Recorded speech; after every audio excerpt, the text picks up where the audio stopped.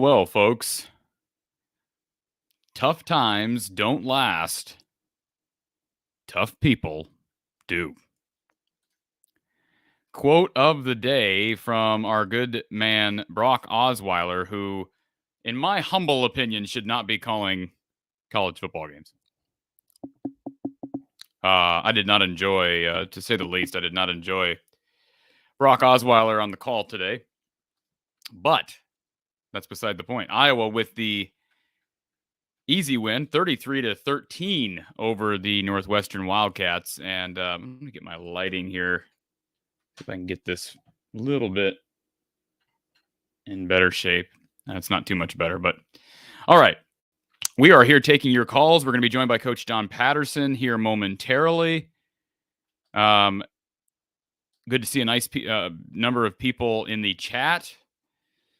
And I really want to start off by asking this question to all of you. And this, of course, we're going to break it all down with Coach P gets here. But was this result, in your opinion, was this result an indication that this offense has turned over a new leaf, that it's turned the corner? Alex is shaking his head, who's waiting to come on in our queue. He says it's not. Again, Burker says Brock Osweiler is about as great of an announcer as he was an NFL player. Oh my goodness. Yeah, we can talk about it all. I can't wait to talk about it all. But yeah, it was the announcing is I guess a discussion for a different day. Let's get Alex here added into our conversation. Alex, welcome to the show. Mornings or good evening, sir. How are you today? I'm doing okay. I mean, we're talking about a win. That's better than the alternative. I think we all expected to be talking about a win, but yeah. I didn't think Iowa would lose. I didn't think they would score 33 points. And so the question you had asked at the start was, do you think this offense had turned the corner? And you had said I was shaking my head no. And reason why I'm shaking my head no is because it's very similar to the Nevada game. The Northwestern defense is not a good defense. So, but let me kind of add a little caveat to this, is that this offense showed some things that we haven't seen throughout the 7 games outside the Nevada game. They were able to move the ball. The offensive line got a nice push, and they were able to protect Spencer.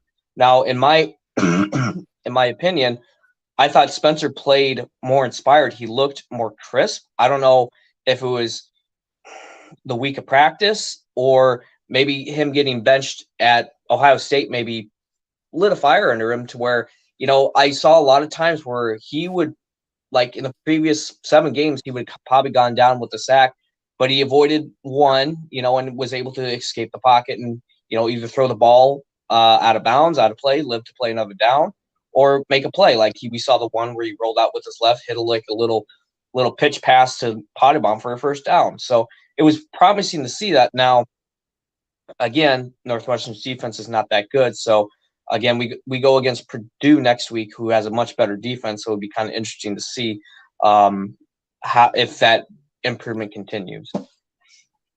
Yeah, we're going to find out, Alex. I mean, in 7 days, if this was complete fool's gold, or if there's actually reason to believe this is an indication of better times ahead. And listen, there are going to be people who are on this post-game show who were inspired by this performance and were inspired by Brock Osweiler. I mean, I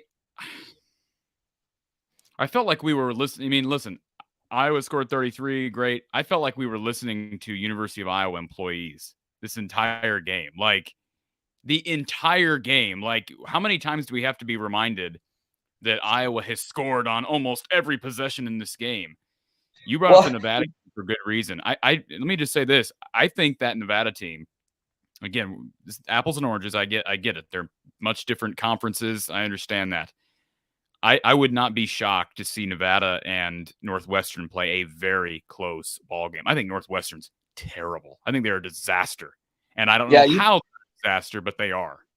Well, you had tweeted out too, I think, during the game that this Northwestern, I think you said Northwestern is a disaster, and it's true. I mean, outside of Evan Hull, I mean, and Peter Skoronsky, their left tackle. Yeah. I mean, out of that, I mean, that offense has nobody, but that's kind of Northwestern. They're very Iowa-ish in their offense. They're very run heavy. They're kind of they try to play bully ball, but they haven't been able to do that this year. And with I can't think of their old defensive corner, but Jim Mora, I think, is their new defensive coordinator. He is it Jim Mora or am I? Or no, Jim Mora is at Connecticut. I can't think of who's the defensive coordinator, but he's been there for 2 years. And Northwestern is, again, a very similar team to Iowa, where they have a offense but a great defense, and they've had, a bad offense and a bad defense for 2 years. So, but yeah, I think Northwestern would probably win that game because I think they just have better talent than Nevada. But yeah, it'd be a very interesting game to see. So yeah, but yeah, hey, Tory Taylor only punted one time this game. Yeah, for like 15 yards. Let me just say this. Again, not raining on anybody's parade. Northwestern is 1-7. Okay? They're 1-7. They have lost to Southern Illinois at home. Bad FCS team. Well, decent FCS team. Okay. But I'm thinking of Western Illinois, the one Minnesota faced, yeah. Yeah, Miami, Ohio. They lost to Miami, Ohio at home. I mean, I'm just saying this is lost to Duke at home. No, Northwestern's a bad football team, but Iowa did. Go ahead. Oh yeah, no, I think people thought Northwestern would win this game because all their losses were by one possession. I mean, but like you said, you lose to an FCS team and a MAC team. I don't know how good Miami of Ohio is, and Duke's, I guess, not as bad as everyone thought they would be in the ACC, but. Isn't most of their losses by by single digits or not one possession? Most of them. They got beat by 35 at home to Wisconsin. Okay, that's the only outlier, but yeah. Well, they got beat by 10 to Penn State, despite the fact Penn State in that game. So Penn State won 17-7. Penn State turned the ball over 5 times, and they still won by 10. Yeah, that was played in a hurricane, if I remember correctly. But. So, I mean, I'll let other callers get on here. I know you try to keep this quick. So, a couple comments. Two things. I don't think Fencer should ever go naked in a shotgun. I think he should have someone back there because he's not a mobile quarterback. I think if he had a mobile quarterback, you could do it because he's a threat to run. But he showed, like I commented. When you say naked, you mean empty, not naked. Yeah, empty. Okay. Because he showed some promise with some pocket presence today and avoiding some of the sacks, but what we've seen, he's not a threat to run the ball. And then I don't think we should ever have him a designed rollout to his left because we've seen how disastrous that can be. But that's just my personal thoughts on that. And yeah, I think that was really the only kind of negative I took away from that game. Outside of that one red zone in the first quarter or that first drive they had, there was some questionable play calling. But I mean, outside of that, I was very pleased with this team, both offense and defense. So, and then kind of cool to see we got a commit right before the game. Ontario Thomas, I believe, defensive tackle, JUCO transfer. Yeah, Thompson. Yeah. So yeah, that's pretty it. I'm pretty pleased with the Hawkeyes. Their offense, look competent, but I think the true test again is we need to play defenses that are at least halfway decent, which I think for the rest of the season going forward, outside of maybe Nebraska, but they've looked a little better. I think we'll see if I was actually taking some steps improving that offense, specifically the offensive line. Connor Colby, I don't know. They moved him to left guard, but I don't know if that's quite working out. I don't know if is he just not a good football player, or did they just put him in the wrong spots? I mean, he's looked better in the guard spot, but I don't know if it's because he's at left guard and maybe he needs to be right guard. But I just don't. Is he? Am I seeing that incorrectly, or do I have some credence that maybe he's just not as good as everyone thinks he was? I don't have I don't have an answer as to why I was shifting pieces around. I don't know that him moving to left guard is an indication of Colby not being able to play right guard. I think they like both Stevens, which surprises me a little bit because he struggled early. I'm guessing he's kind of come along again without looking at tape. It's hard to be you're really not watching. At least I'm not sitting there as nobody with a background in the offensive line play. I'm not sitting there watching the line during a game, but my guess is they wanted to go with their best five, and right now they believe that Stevens is best at right guard, and Colby was not cutting it at right tackle. So, Colby's flexible enough to be able to move to left guard, but he hasn't played well. Nobody's going to run away from that fact. Okay. All right. Well, that's all I have. Me and the family about ready to go to some haunted houses. So, spooky time. Oh, I did see this. I can't take comment on this. Someone commented in the first quarter on Twitter that Spencer Petras dressed up as Spencer Petras in the practice team for Halloween during the game. So that was pretty funny because we hear about how good he practices. So again, thanks for taking my call, Corey. Have a good rest of the weekend and a good night. Appreciate it, Alex. Yeah, and as it relates to Spencer Petras, 21 of 30 today, 220 through the air, 1 touchdown, no pick. He did what he needed to do, right? Now, we've talked about this before. Can you do it when the pressure's on? One could argue that early on, and the score is 0-0 in a Big Ten game, that there's still pressure. But this was still a 1-6 football team they were playing. That's now 1-7. So we all expected this to be an Iowa win. At least I did. I don't know if anybody actually I had predicted Iowa would win 24-15. So I actually had Iowa. I had Iowa winning, but Northwestern covering, which did not happen, but the over did hit. 33-13, 20-point victory. So more points than I expected, but again, according to my prediction, just 9 more points. I will say this, really good to see Drew Stevens get his due today. Good to see him get out there and be able to show off his leg. Jack Vieres, I appreciate you being a premium subscriber, Jack. He says Northwestern is bad. That helps the O-line understand how this is supposed to work, but you better get better for next week.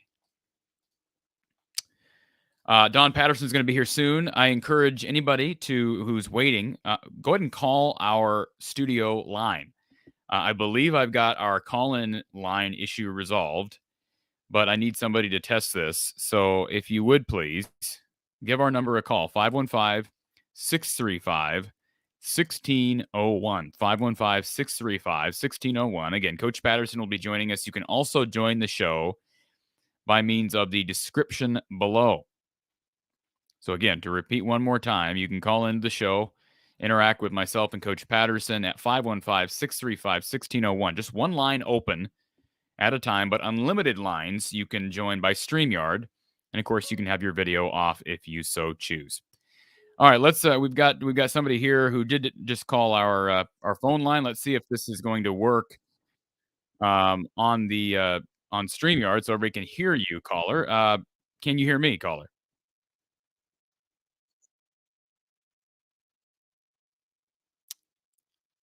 I can hear you, but I do not think you're coming through, Lemansky.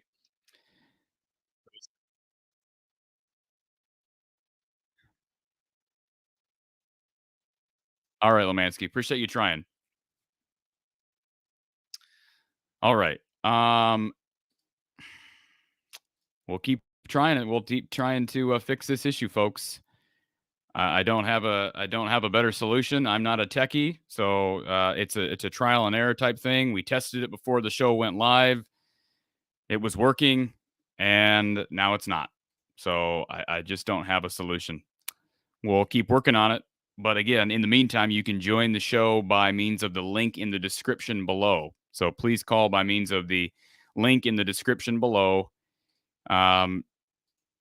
and you'll be able to join by StreamYard. Again, you don't have to have your video on, just like a phone call. But as long as you have internet access, and you do, since you're watching this show, please do so. A reminder to please become a premium subscriber too. Help the channel to support the channel, right? And of course, the bigger the channel can get, more and more opportunities to be served Hawkeye content. Hopefully, the best Hawkeye content out there, and that's up for you to determine. Let's get Hawkeye Howard, who's on hold. Hawkeye Howard, good to see you, buddy. Hey, how's it going? That's going good for me, man. Looks like you've been through a tough time. I have not blown your cover to anybody on here, but you reached out to me yesterday, and you are going through Yep. quite the scare right now. Can you tell everybody what's going on? Yeah, I will here in a second, but I'm gonna say, hey, Hawks got win. That's really good. Hey, I'd like to see that. You know, like still Spencer. I don't know. I mean, it has a lot to be desired, right? But you got to remember Northwestern is pretty bad. So, well, my health issues. I went to the doctor the other day and had an X-ray and found I had an enlarged heart. So I'm in the hospital now. As you see my arm here, they did a test, and I have some arteries that are clogged. So Monday I will be going in for open heart surgery on Monday morning. So that's where I'll be. I'll be here at Cox South, and you know, um, but unfortunately, Corey, you just gotta laugh. Tomorrow's my wife and I's 14th anniversary, and we'll be spending it here. And Monday's my 53rd birthday. So guess where I'll be on Monday in surgery. But you know what? I'm in God's hands, and I'm sure He has plans for me, and I look forward to those. Well, we will be hoping and praying for your for everything to go well during that surgery, Hawkeye Howard. And again, hang in there, buddy, because Yeah. we need you here to rile us up and Mm. keep us Hey, level headed with the black and gold. yes, and hey, and also basketball season's coming up, and all I got to say is, the rankings and everything are really good preseason. But my father always says, and it's an old saying in Iowa, don't get your cart before the horse. And they're really good kids for basketball, but I hope the basketball season goes really well, and I look forward to seeing that and talking to the coach here. So, all Yep, right, we'll be here, Hawkeye Howard, and you, like I said, you focus on your health and get back to doing what you do, all driving around the right, country. So, yeah. Well, driving around this area. So, all yeah. right, everyone, be safe and go Hawks. All right, sir. Take care. All right, Hawkeye Howard, we're wishing you all the best, sir. I appreciate you calling in for the post game show. Again, if you want to interact with us this afternoon, call in by means of the link in the description below. By means of the link in the description below. Danimal with the super chat. Hey, Corey, I'm writing back from Kinnick right now. Say what you want about the opponent, but Petrus played relatively well. There's no debating that.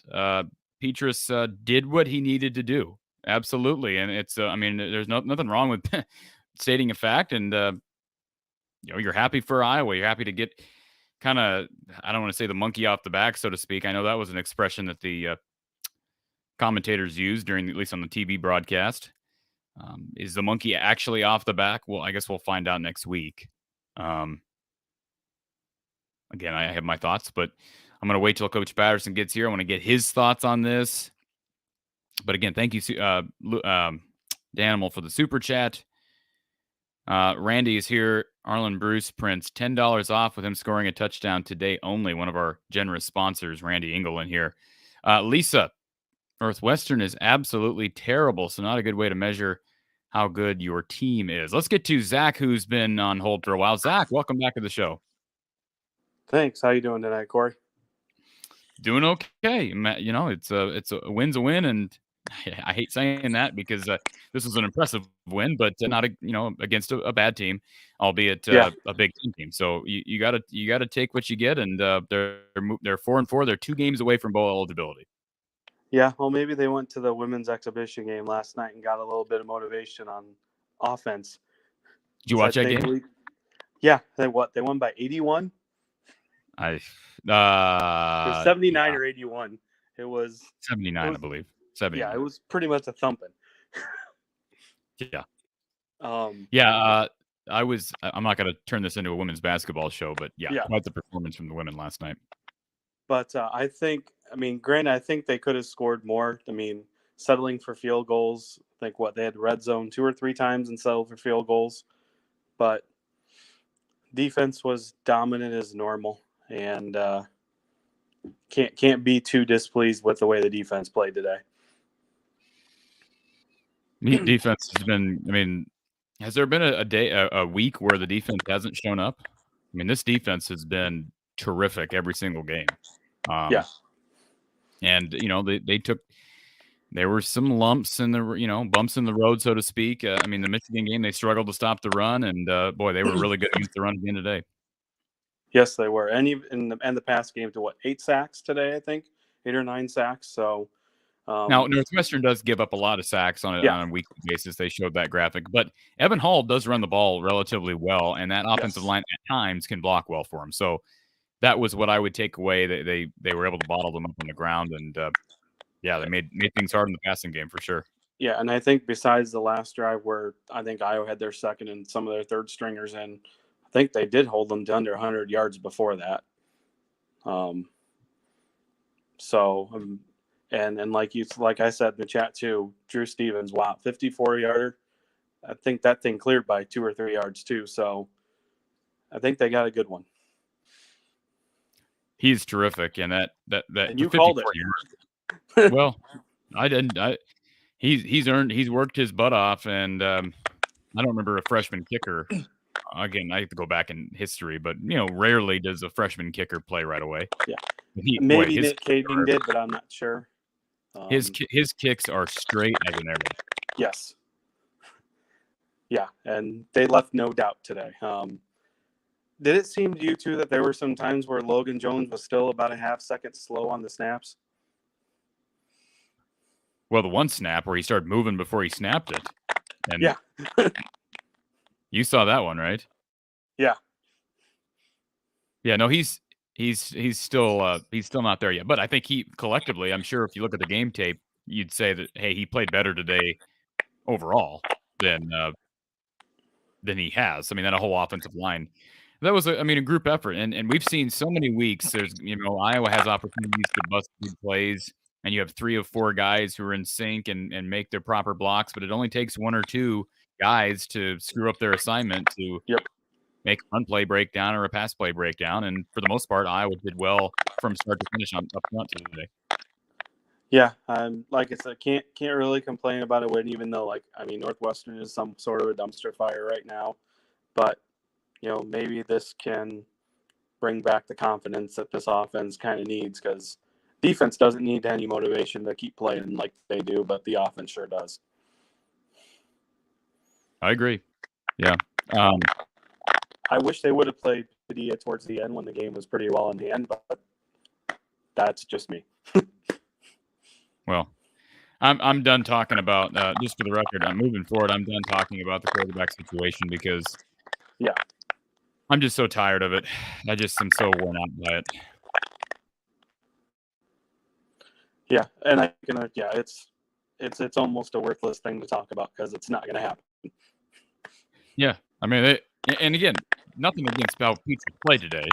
Nothing against that at all. But I just, it's clear there's nothing Peters can do to do the job. Yep. I mean, there's nothing he can do on the field. Yeah. And yeah, I'm with you. I almost had to mute my TV today because I got tired of hearing Brock Osweiler, saying, I think he said once Padilla is normally pretty accurate. And I'm like, what games are you watching? Well, yeah, they're No. Those they were pretty pro Iowa. I'll just say that. Now, again, when you win by 20, I get it to an extent, but boy, there was nothing bad at all in the minds of Brock Osweiler and was it Amin Anish or whatever his name is. Yeah. And an That's answer to all I had. Screenwriting Mentor. Go ahead. No, I was just going to answer Screenwriting Mentor. He says about the offense today still doesn't have an identity, and I would agree. I mean, this is what they want to do. They did what they want to do, but the problem is when they've played a defense that bottles them up on the ground, they can't do anything through the passing. They can't pass to open up the run. That's the issue. They're so dependent on the cohesion of that offensive line, and they're just not good enough up front. Now, some people would say they took a huge step forward. We'll see. But until they do this against a good front seven, I'm not convinced of that. So until they can do that Screenwriting Mentor, I'm not convinced the identity is secure. But again, they did what they needed to do today. Yeah, I think that's all I had, Corey. So I'll sit back and hopefully listen to you guys with Coach Patterson, and have a great evening. Sounds good, Zach. Thank you. All right, let's add Jared here to the show, who's been on hold. Jared, welcome to the show. Hey, Corey, how you doing, man? I am doing wonderful. How are you? Good. It's been a depressing past 3 weeks with them losing in embarrassing fashion. So figure I'd give you a call with a proper victory this time and share some thoughts. I appreciate it. So what are the thoughts? Well, first and foremost, I wanted to send my thoughts and prayers to Hawkeye Howard. He's one of the Hawkeye of the Storm, regulars and part of the brotherhood. So I hope he is doing well as he's having his issues too. So just wanted to say that. Absolutely. But I enjoyed today's game. It was a breath of fresh air. However, it did feel to me like a little bit of fool's gold. And unfortunately, I kind of thought this would happen. They're playing the worst team in potentially the Power 5. Well, probably the Power 5, if not the FBS, right? They might be. So, there was, even on their worst day, they were going to probably look good against Northwestern, right? Well, I don't know about that. That might be a little unfair to say on their worst day. I mean, I don't know how bad is Northwestern. I don't know. I mean, I know they beat Nebraska, but I mean they've lost 7 straight, including against Miami, Ohio, Southern Illinois. No, but that's a bad football team. I still think Iowa played well. I don't think you can take that away from Iowa, but it's just so hard to rate. Again, I'll be interested to see what Don has to say. But I agree, and it's nothing is proven to me until I see it. At least against Purdue. If they go on the road at Purdue next week and do this, now Purdue's given up some points here or there, but they have a better pass rush. Their secondary is better than Northwestern's, not even close. But again, they'd given up something. I remember watching the Nebraska-Purdue game, and Stanley, or whatever his name is that's not his name. That's the Sullivan? Or no, I'm sorry. You mean Nebraska? I'm trying to think. Is it Tanner? Not Tanner Morgan. That's the guy up in Minnesota. Whoever their star receiver is, whose name escapes me, just torched Purdue's secondary a few weeks ago. So they can be had, but I just think it's going to come down to, can Iowa run the football? And if they can't run the football, I mean, I said going into this game, Jared, if you watch my preview, I said Northwestern gives up rushing yards to everybody. If Iowa can't run the ball against them, they can't run the ball against anybody. So they ran the ball better today. If you look at their final numbers, Iowa ran for 173 yards, which is not out of this world great, but it's solid, and 4.8 per rush. Those are good numbers. And as far as Petrus is concerned, I'm seeing 5 carries for 1 yard. So how many sacks? Is that actually 5 sacks? I don't think it's 5 sacks. He got past the line of scrimmage a few times. So I'm not going to buy into the stock right now, Jared, but if they do it next week, I'll have to admit that they've taken a step forward. But until I see it next week, I'm hesitant. Yeah, I agree. I think next week will be the true litmus test. I'm not convinced this team is any different than the team we saw the last 3 weeks or from the beginning of the year. Their offense is still the same thing that we I can't. For me, the same. Brian Ferentz is in charge, and they trotted Petras out there again and had he performed well against a very bad team today. Now it might give Hawkeye fans some hope, which it seems to have done, but next week will tell us a lot, and then especially the week after against Wisconsin. I think after these next 2 weeks, we'll truly know the status of this team and what the future holds. Definitely. And look, Wisconsin is none of the teams left on their schedule are unbeatable. But again, as of right now, I would still favor Purdue. I'd favor Wisconsin, and I'd favor Minnesota. So could they win any or all of those games? I suppose, because the Big Ten West just isn't very good. But they could also lose every one of those games. They could lose to Nebraska. I mean, they really could. I know Nebraska lost Northwestern, but this is a different Northwest. I don't know what happened in Ireland. I mean, I watched that game. That's a different Northwestern team. I think Nebraska's a better team now, although I think they lost to Illinois. So they could lose to everybody on their schedule, or they could beat everybody on their schedule. But I'm still not bought into the offense. If the offense is as bad as it's been, I would lean much closer to the notion that they'll lose to everybody on their schedule than win. Yeah. So again, I'm not drinking the Kool-Aid by any stretch of the imagination. And final question for you, Corey, is do you feel like today was just a result of them playing a very bad team, or do you truly think they showed any form of improvement? Again, I would say a little of both, Jared. Until I see next week, I'm going to attribute most of this to the fact that Northwestern is awful. But again, all you can do is what you can do, right? I mean, they did what they needed to do. They didn't shoot themselves in the foot. I thought Brian called a pretty conservative game. I mean, how many passes did Spencer complete of more than 10 yards? Or I shouldn't say that. How many passes down the field of more than 10 yards, Deacon? I'm not talking about yards. I'm not talking about yards after catch. But they don't run those, Corey. They don't run those plays. I mean, if you look at the playbook and what they do, when is he ever going down the field? Yeah, but that's my point. So, those plays worked today. I was confused at the defensive plan by Northwestern at times. Why Northwestern's cornerbacks were giving Iowa a 5-yard cushion on every pass play early. I don't quite understand that. To me, I would make Iowa beat you over the top instead of pick you apart like Iowa did in that first quarter. But Iowa did what they needed to do. Brian called a good game, I guess. Good enough to score 33 against a bad team, and we move on. Yeah, I suppose you're right. Well, thanks for the call, Corey. Appreciate it. I'll be tuning into all your posts, and we'll look forward to next week. Thanks, man. Appreciate it, Jared. Thank you, sir. All right.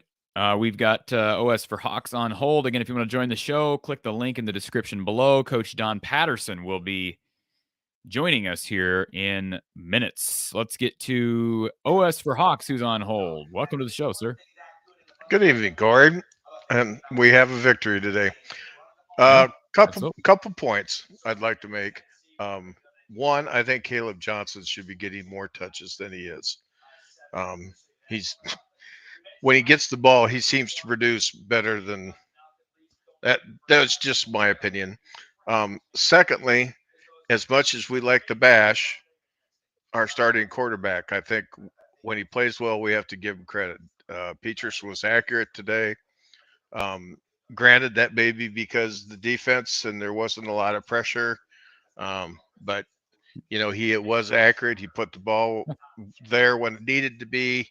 And I think that's one of the reasons why we won the game. One other point is the offensive line played as well as I've seen them play so far this year. I would not call it great. I don't even know if I would call it good, but they performed better today. Oh, it was definitely the best performance of the season. Definitely. Yeah. To me, there's not even a question about that. You watched that Nevada game back. They had 2 big Caleb Johnson runs, but I think they averaged like 2.2 on every other run. So, no, they didn't have any huge gainers today. They were good on the ground and good in pass protection for the most part. Yeah, and I only noticed today we had a large decrease in what I call breakdowns in blocking schemes. I didn't see near as many today as I've seen in weeks past. Of course, last week against Ohio State, you're talking top tier talent. I mean, let's just face it. The other thing I wanted to say is I think Deontay Craig also needs to get some more playing time, and I know that he was hurt earlier, and maybe that will be coming. But I'm sorry, I had background noise. I apologize. Oh, you're good. You're good. But I appreciate your show. I love listening to you and Don, and thanks for talking to me. Appreciate it.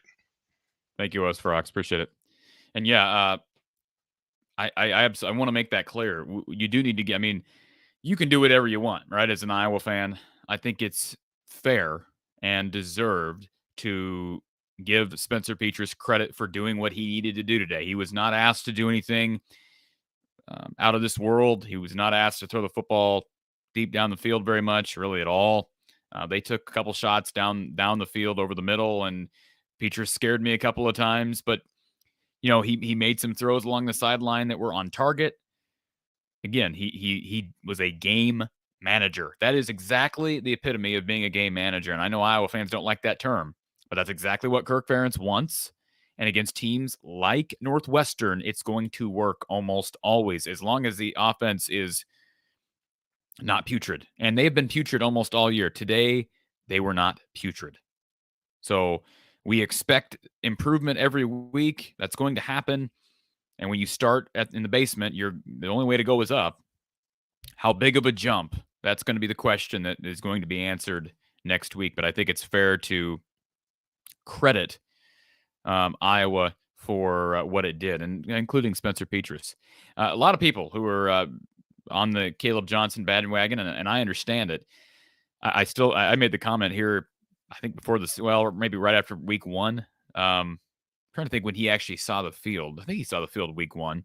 I think he's got a chance to be the best running back Iowa's had since Sean Green.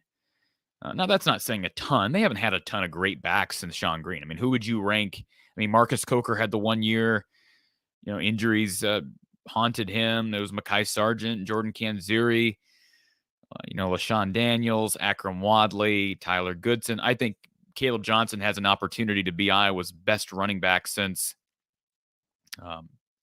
Sean Green. I really do. BJ, the only call-in line tonight is in the description, so click the little link in the description below to jump on the show. And, of course, we'll have Don here, who is on his way back to his home base from the game. I see people here, including, looks like Dean says, I think Iowa will win their last 4 games. All Country Boy, I can guess who will be running behind next year. Iowa misses a true big mauler. I can guess who we will be running behind next year. Iowa misses a true big mauler. Okay, I don't quite understand that, but I think Caleb Johnson has an opportunity to be somewhat of a mauler, if you will, or unless you're talking about an offensive lineman. M. Finn says, I'm trying my best to be excited about the win today, but it's tough. We did what we should have done against a really bad Northwestern team. Hopefully this springboards into the rest of the season. All Country Boy makes the comparison to Sean Green. Absolutely. And John, yes, he does glide. And how about this? John asked the question in the chat about X getting more playing time. So Xavier Wampa. I did see him on the depth chart, right? I think it was this week's depth chart or last week's depth chart where he showed up for the first time on the 2 deeps. I think they've got just a plethora of really solid defensive backs. Xavier's young. I expect him to start next year, but Castro's played well. Kayvon Merriweather has been really, really, really good this year. Quinn Schulte has been really good. They are just loaded. And yes, somebody brought up Iowa did add, and I haven't produced any content on it yet, a video coming here in the next day or two. I believe it's Ontario Thompson, Iowa Western JUCO defensive tackle, who will be playing at Iowa in 2023. He committed at about midnight last night. And that's good because Iowa's going to be losing some guys up front. Now I'd have to go back and look at for instance, let me grab. I'm just curious on Noah Shannon because he's a perfect example of a guy who's playing really well, and he's not really getting a whole lot of attention because he's just playing a position that's not going to be real flashy, but he is playing really solid up the middle. Let me get rid of that dumb ad. Okay, so he could come back, right? He could come back. He's in his senior year, but he could come back. Frustrating that he played 5 games in 19, one short of potentially be able to redshirt that year. But I don't know what his NFL draft stock is like. He could come back. Now that would be huge. Another example of a guy, it would be Logan Lee. Logan Lee, I believe, be wrong, but I believe Logan Lee is a junior.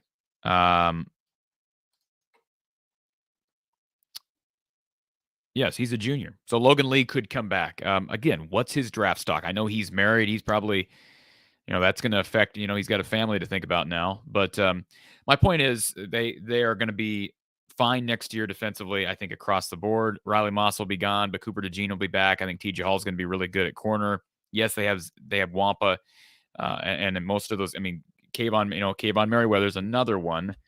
I'm just curious. I know this isn't the last game of the season, but it kind of struck a chord with me, and I'd like to just refresh my own memory as we're on the air here about eligibility. So Kayvon Merriweather could come back. There's going to be some decisions.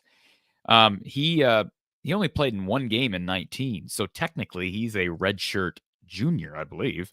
So he could have 2 years if he wanted them. I think his draft stock might be higher than the other guys I just mentioned, simply because he's got the intangibles.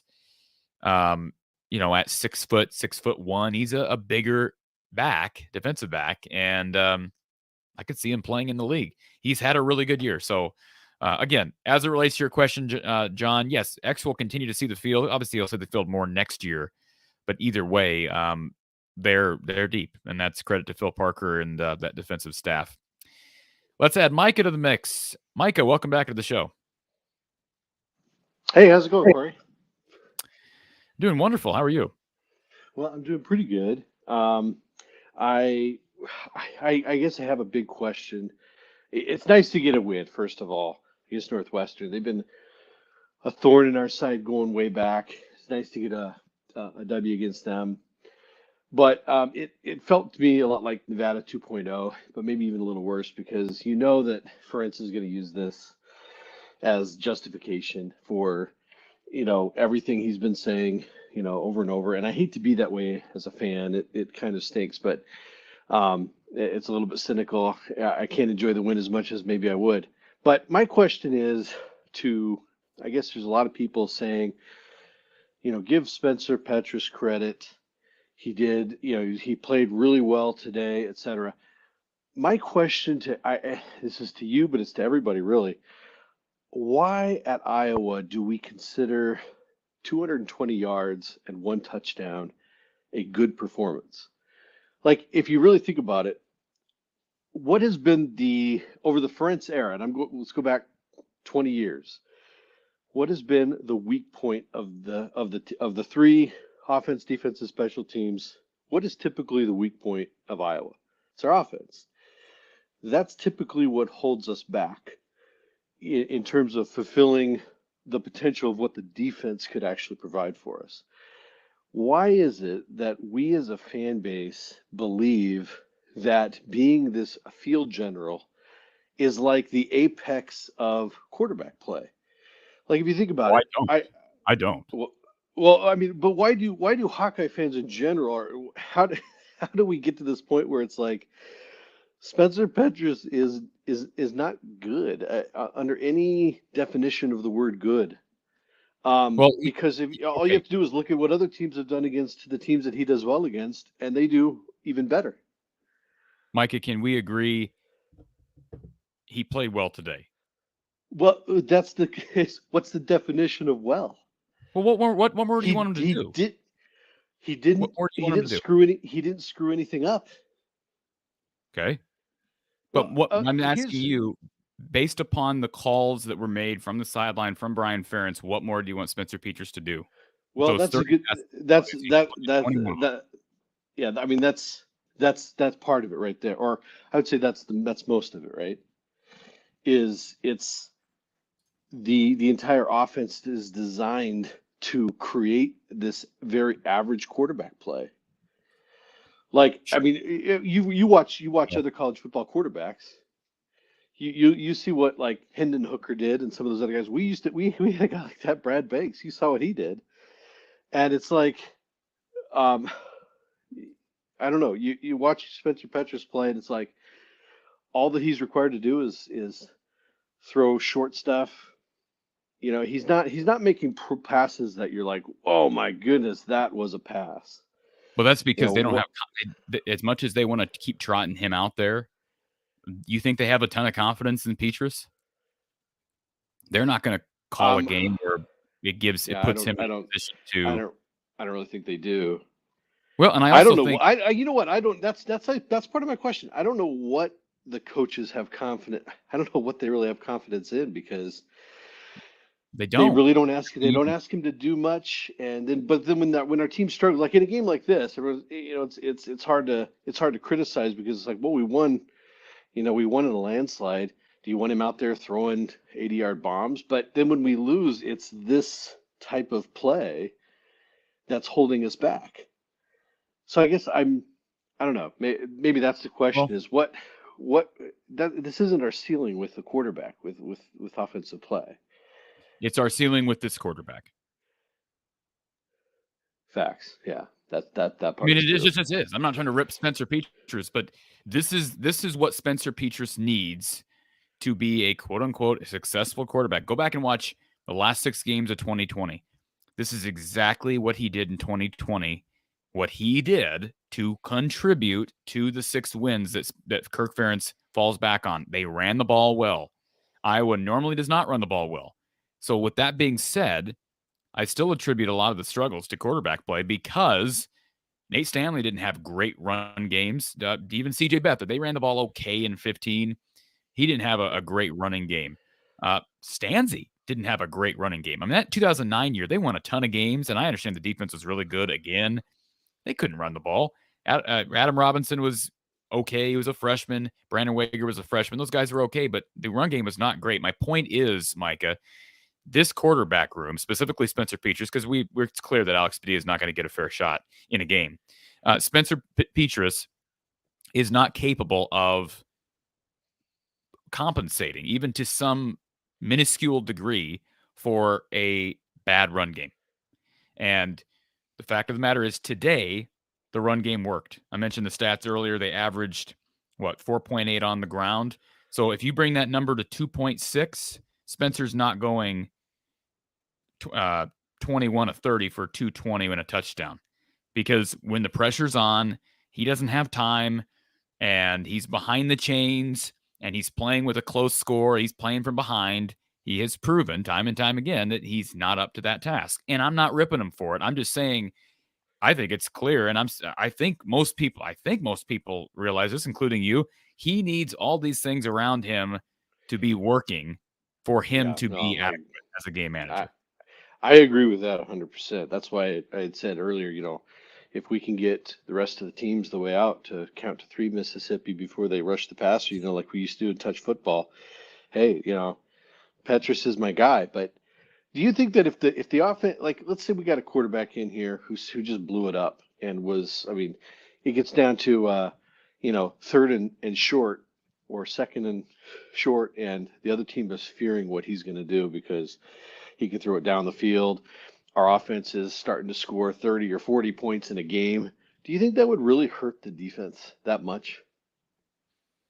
Because that's kind of the mentality as well. Hey, if we had like a high-powered offense, the defense would suddenly not be as good as they are. Here's my one criticism for today. Okay, they were up 20-0 at halftime.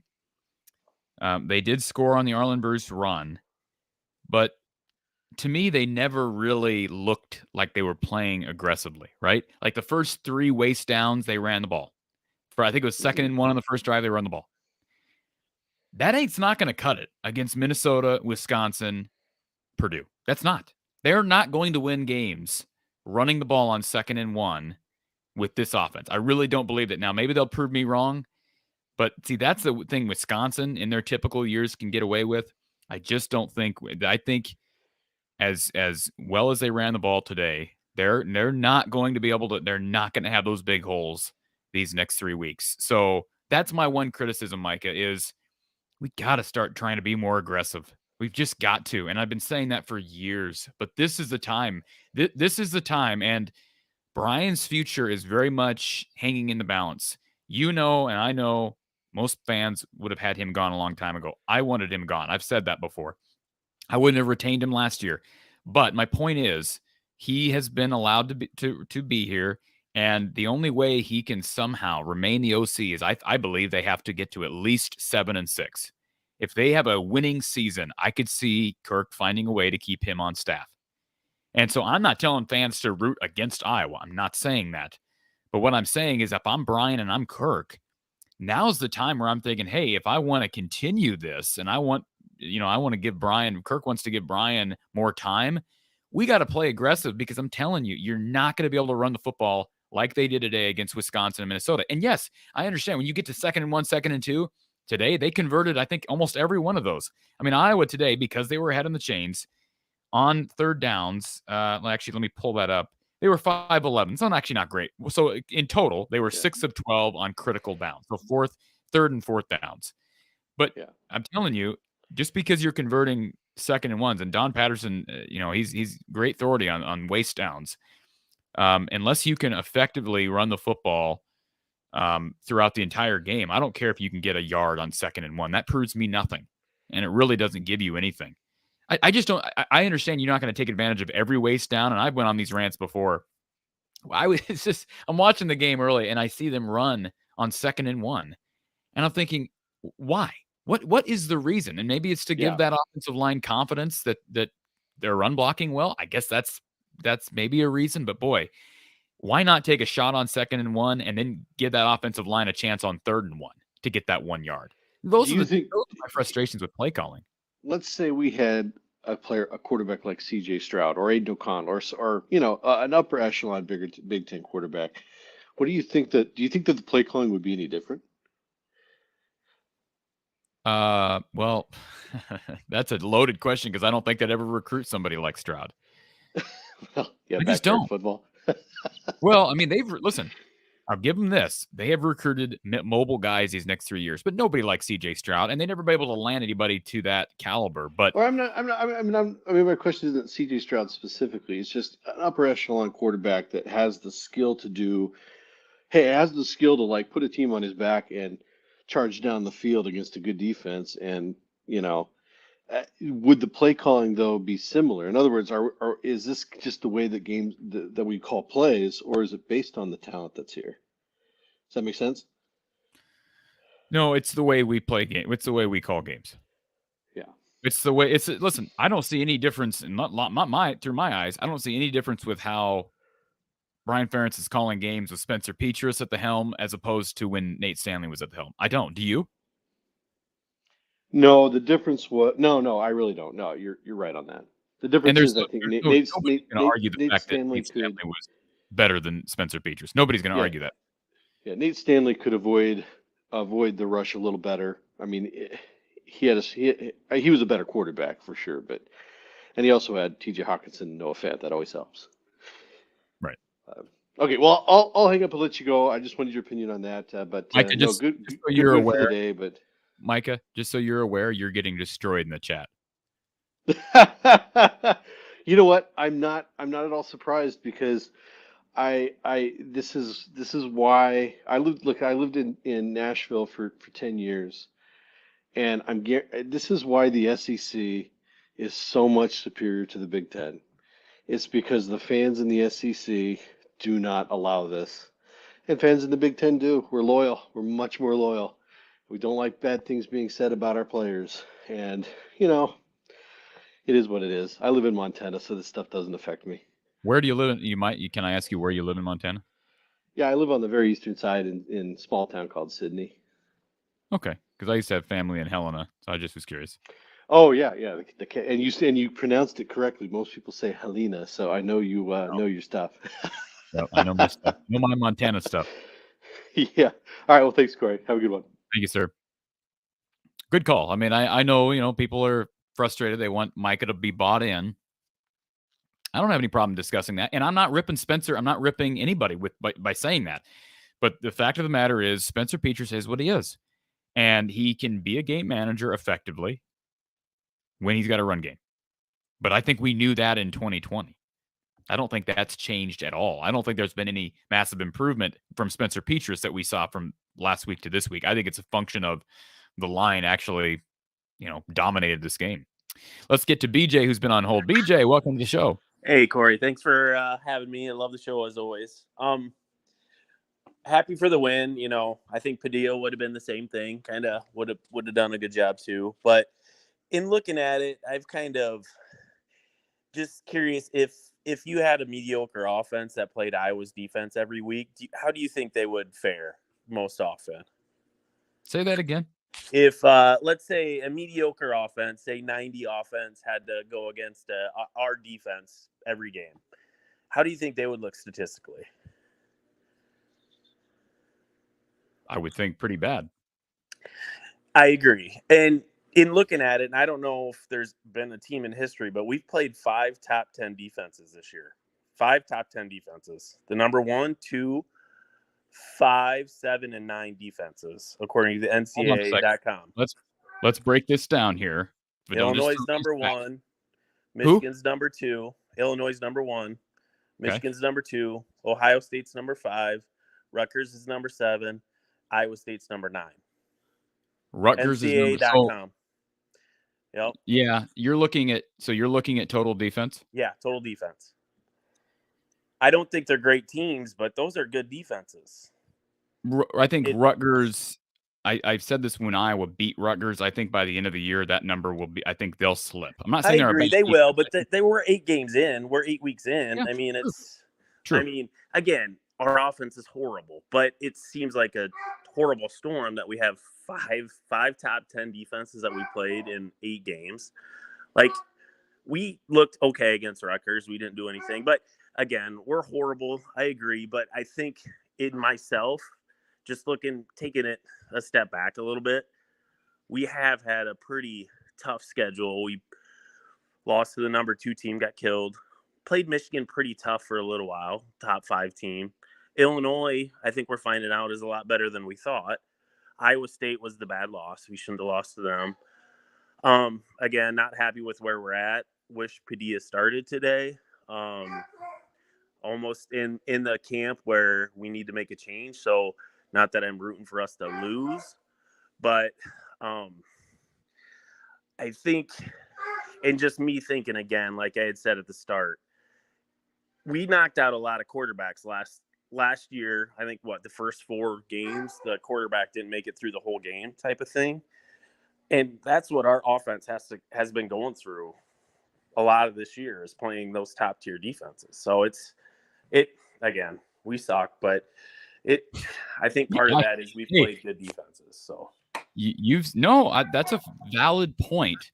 The problem with the argument, BJ, and I'm not telling you you're wrong, because you are right. You're giving me data, and I appreciate you giving me data, because that's better than people calling in and saying, Anyways, the problem with your argument is South Dakota State is not a great defense. They're not great, but they are the number 1 rated team in the FBS, which the FBS has beaten some decent FCS has beaten some FBS. We should have scored again. You're right. That goes against my my whole thing there, because we scored a touchdown. And they struggled to run the ball against, besides those 2 runs, they really struggled to run the ball against Nevada, who's terrible. Yep. Okay. Yep. And what game am I missing there? Iowa State. Yeah. So it's South Dakota State, Nevada, and now Northwestern. Those are the 3 non-top 5 teams. Not top 10 teams. We scored 27, 27, and 33 against them, though, right? So points-wise, we've been respectable. Well, let's remember the defense scored 14 against Rutgers. Yes, very true. Yes. BJ, I'm curious. Do you have those numbers in front of you still? Yeah, let me just.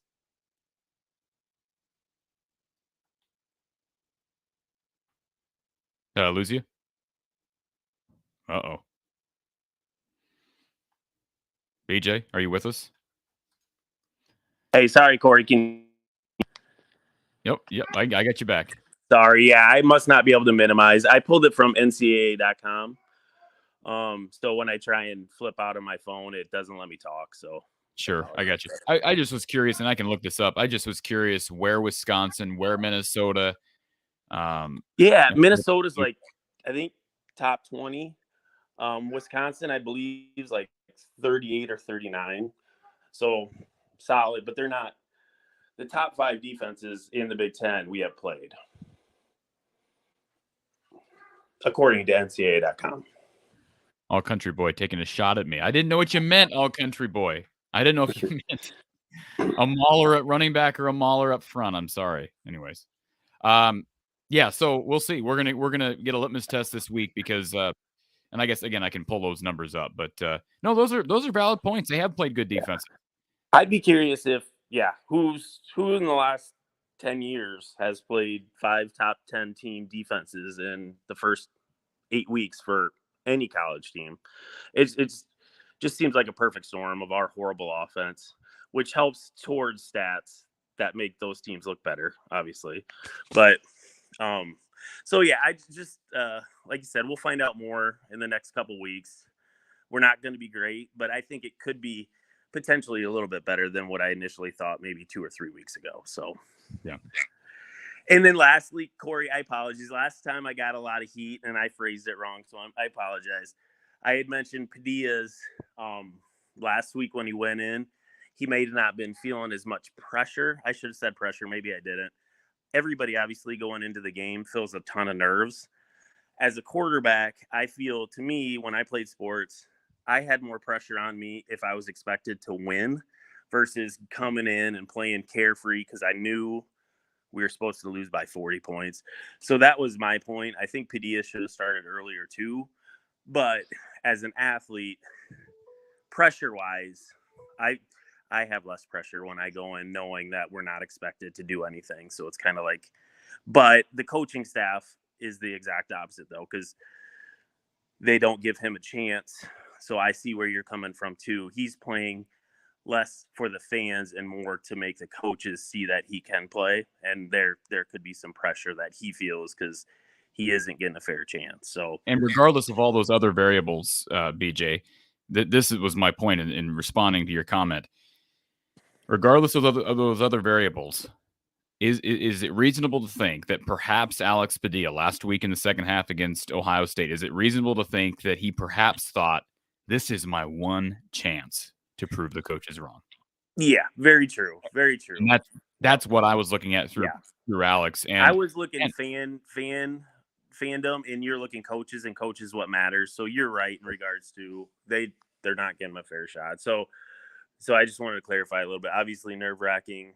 Obviously, you're probably more right because the coaches obviously didn't give him a chance again today. So it was evident that they're too short of a leash for him. But yeah. Well, BJ, I appreciate your phone call, and you're welcome to call in anytime. Love to hear from you. Appreciate it. Thanks again, Corey. Love the show. See you. Thanks, sir. All right, we've got Coach Don Patterson, RDHV. Where's Don? Here's Don. We've got Don. How about that? His wish is your command, Don. Nothing better than a routine win. All right. Nothing better than a routine win. And the commonality on this show so far, Don, is do we actually believe that this team is improved, or is it simply the result of an opponent? I've been saying, in my opinion, is that it's a combination of both. You can't discredit what Iowa did today. Spencer Petras did what he needed to do. I thought Brian called a very, very, very conservative game. And it worked because, in my humble opinion, Northwestern is a bad football team. I don't know how they've become this bad, but they got pushed around all day on both sides in the trenches. Just your overall takeaways from Iowa's 33-13 win. Yeah, when you get this deep in the season, Corey, as you're aware, you know, I work up the analytics for the entire Big Ten Conference 1 week to the next. But we're deep enough in the season now. I also took a look at the 4 conference games that had already been played by Northwestern. Then I looked at those 25 parameters and asked the obvious question: if you won the parameter, did you win the game? And you know what I'm trying to do, of course? I'm trying to find parameters that are 100% reliable in predicting a winner. There were actually 5 of them. 5 of those 25 were all on the side of the winning football team. And I'll tell you what those 5 parameters were. The first one I didn't think mattered very much. That was total offense. But the other 4 mattered because they all related to each other. And I'll tell you now what they were. They were rush offense, rushing attempts, made first downs, and time of possession. And what all 4 of those point to, of course, is being able to run the ball and grind out first downs and keep the other team off the field. We won 4 out of 5. The only one we didn't win, we really won that one as well. But officially, they had 37 rushing attempts. We had 36. The only difference is 7 of their rushing attempts were sacks. So in that regard, we did call more running plays than they did also. And is it any wonder that we won the game based on the fact that those parameters had held up in all 4 games? What do you think of Spencer Petras today? I think he had a much easier assignment than he's had recently, simply because we control the line of scrimmage. You know, it was so gratifying to see us have good running lanes all over the place, and our backs did a good job too. And that's why we ran for 173 yards. I don't recall the averages, but since I was delayed in getting on because of the stats, I'll share them with you now. Our rush offense: Caleb Johnson, 14 carries for 88 yards, 6.3 average. LaShawn Williams, 11 for 43, 3.9. Then, of course, we had a lot of success on the fly sweeps. Arlen Bruce, 3 for 27, 23-yard touchdown. Nico Regani, 1 for 12. Brody Breck, 1 for 4. So we ran any number of fly sweeps. And I thought Spencer did a better job of buying time, extending plays. You saw that a time or two. He could have been sacked certainly more than once. But to his credit, he pulled through, got rid of the ball, threw it away if he had to, whatever the case, but avoided sacks except for once. Sam Laporta, his usual productive day, targeted 6 times, caught 5 for 53.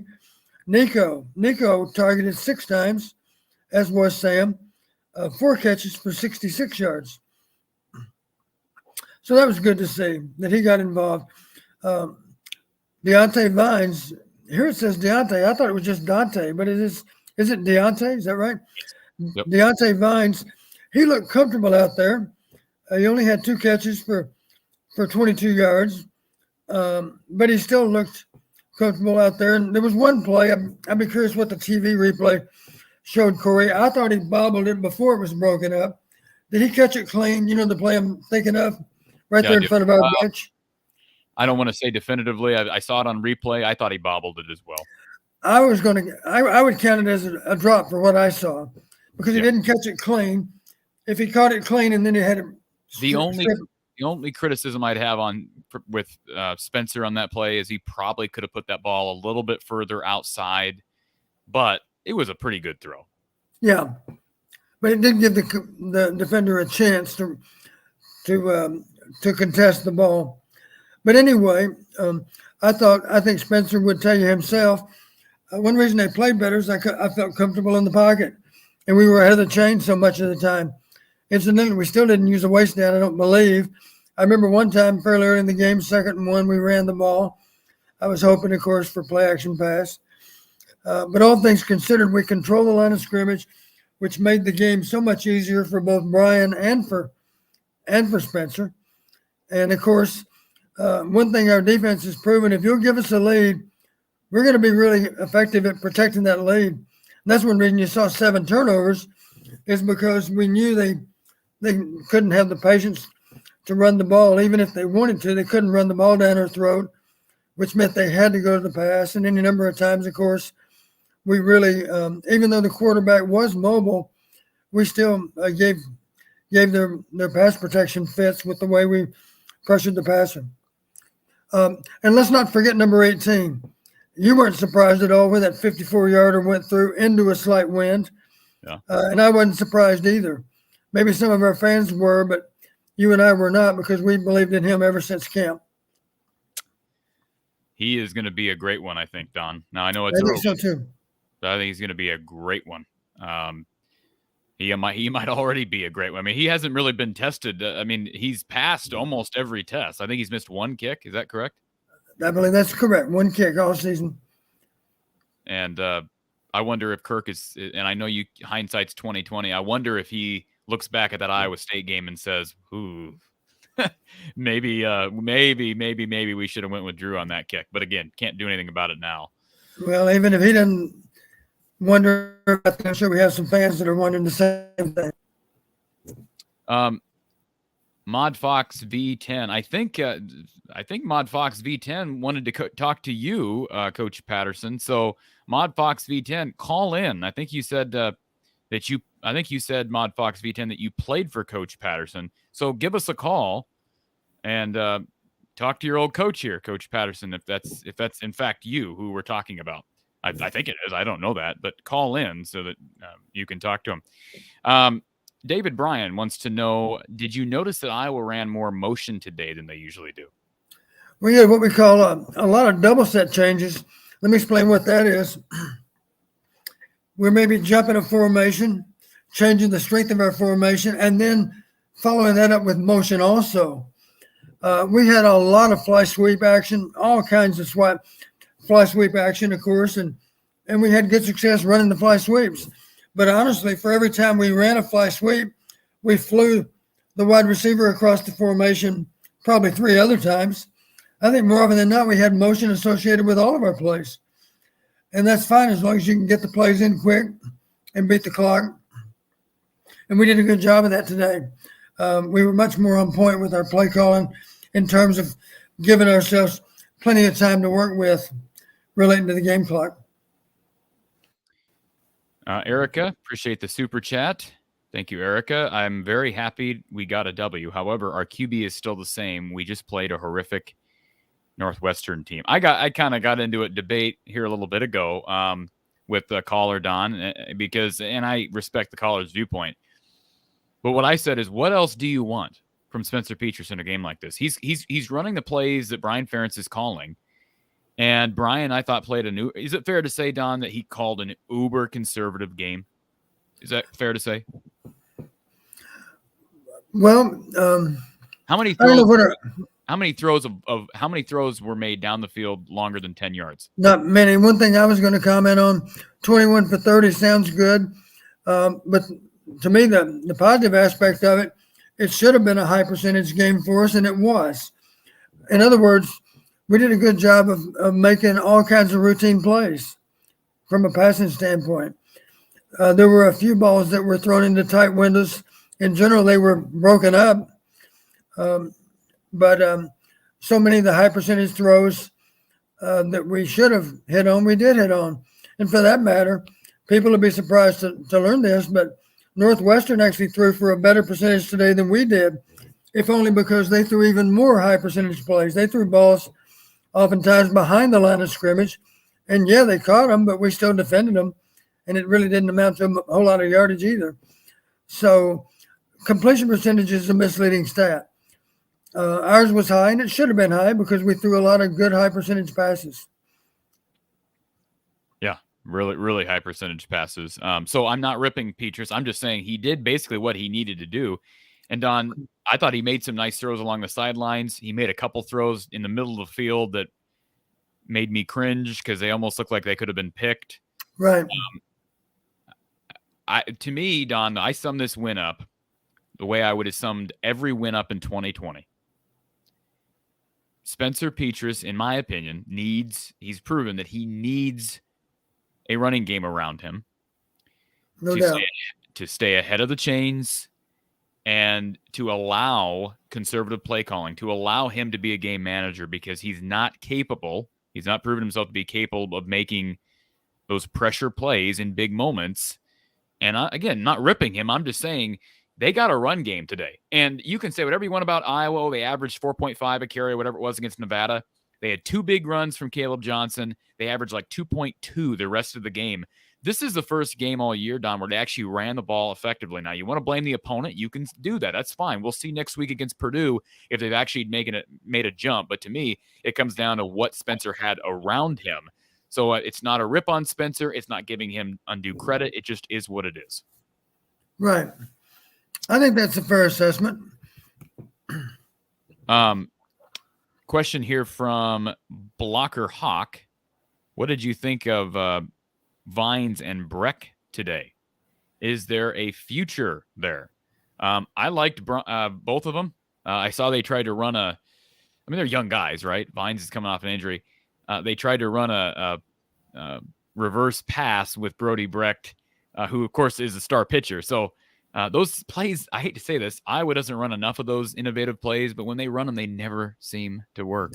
Well, we've discussed this. Let's talk about the reverse. Mm-hmm. I'm sorry, the one well, we ran I know what it was. They ran a not a reverse pass, I don't think, but a play action where they were going to throw back to the quarterback. You remember that one? Yep. We defended it well. And then our play, the one you're talking about, was a reverse pass. But here's what you got to realize. Our guy was covered. That's true. Well, he was covered because they were playing man coverage. So reverse passes in general are better off against zone coverage. Obviously, if you're manned up on a guy, you're probably going to run with him for a long time before you realize for sure that the ball's not coming his way. So we kind of wasted the play in a way because we ran it against man, and our intended receiver was still covered because the defender may not have even realized that it was a reverse at that point in time. He simply knew I'm going to cover my guy. That's what I'm paid to do on that particular play. So my point is, you've heard me say before, Corey, don't waste the play. If you think it's a lot better against zone than man, and you see man coverage, then get out of the play. Turn around and call it again. So in that regard, we kind of wasted the play because our intended receiver was covered simply because they were manned up on him. All right. We've got Randy and James. I promise to each of you we're going to get to you in just a minute. All right. Don't leave. We've got Scott here, Scott Ludwig, who is with us. Scott, welcome back to the show. Hey, thanks for having me. I don't know if you guys understand what it's like to talk to Coach Patterson after 20, 25, 26 years. Guy, I mean, I didn't know a lot about football, but you guys recruited me out of Kingfisher, Oklahoma. I don't know if you remember that. You and Coach Fry brought me in as a wide receiver, and I remember you were like, you're too slow. But anyway, I don't want to talk about the past. I want to get to point I want to know that you'll agree with. Before you go on, Scott, Don, do you remember this? Do you remember recruiting Scott from Kingfisher, Oklahoma? Scott, how long were you on our team? 2 years, from 1996 to 1999. Well, 98. The March through May, whatever. I tore my groin, and basically, you guys said I could stay on the team, but being the perfectionist that I was, I didn't want to. I was slow. I was slow then, so 6'4", 240-pound, 18-year-old kid. I didn't this want much to. I know for sure. I've never been to Kingfisher, Oklahoma. I'm sure of that. Yep. I mean, I'm not saying you have. Have you been to? Well, you never came there to visit me, but neither did Coach Fry. Right. But what I want to point out to these fans, and I don't want to talk shit about the fans, is you can't judge the players. Like, we try as hard as we can, and you said this, and Price said this. Judge us. Don't judge the players. They're trying as hard as they can to do what they're there to do. Well, I think people sometimes lose sight of the fact that you're a student athlete. You go to class during the day. Exactly. Yeah, it's more than just the game for them. You're a part-time football player. You're not a full-time football player. And that's what people lose sight of, and that's what I really want to tell a lot of these fans. And Corey, you've got the platform to make that point. Let's let these kids play. Let's if you're going to judge somebody, judge the coaches. They're not doing good enough. They're not, training the kids or whatever. You can't judge that kid. He's 19 years old. He's doing the best he can. You're 45 years old sitting here drinking your beer. Don't judge him. You've got no right to judge those people. I actually spilled my beer during the game today, Scott. I did too, but I was like, oh my God, we got a touchdown. At what point during the game, Corey, what kind of play caused you to spill your beer? I don't know. I just looked over. And it was probably the touchdown. Maybe, I don't know. The rug was, the rug had beer on it. So I don't like when people hate on Petrus or say they want Padilla. Coach Ferentz said everybody's favorite player is the backup quarterback. Right. Yeah. So Scott, I'm just curious, what coach, who was your actual? Because Don obviously doesn't remember. Who was your recruiter? Who came to Kingfisher to recruit you? I actually was. I walked on. Okay. So you were already from Kingfisher, Oklahoma, and then I moved to Earlham, Iowa. Have you ever heard of that place? Think who your roommate was when you were at Iowa. My roommate was this guy you might know, Matt. What was his last name? Sherman. He's maybe a quarterback or something. I'm just kidding. Yeah, it was Matt. But I lived in the military barracks on the hill because I was ROTC also. So I see. Navy for 10 years after. That's why I left. I was like, well, screw it. I'm gonna join the Navy, I guess. Are you still in touch with Matt? No. But I am in touch with Jake Rudock and Jordan Canzeri. I don't know if you know those guys. But I don't, because they came after we were done. Yeah. Jake actually lives like 3 houses down from me here in Pembroke Pines, Florida. Oh, you're in Florida now. Enjoying the warmth? Yep. Good. Well, Scott, I appreciate you calling in, sir. And you're right. I think you do have to judge the coaches over the players. You're absolutely right. And don't take this wrong way, but it's Coach Patterson is in it. He's the guy that yelled at us in the bubble.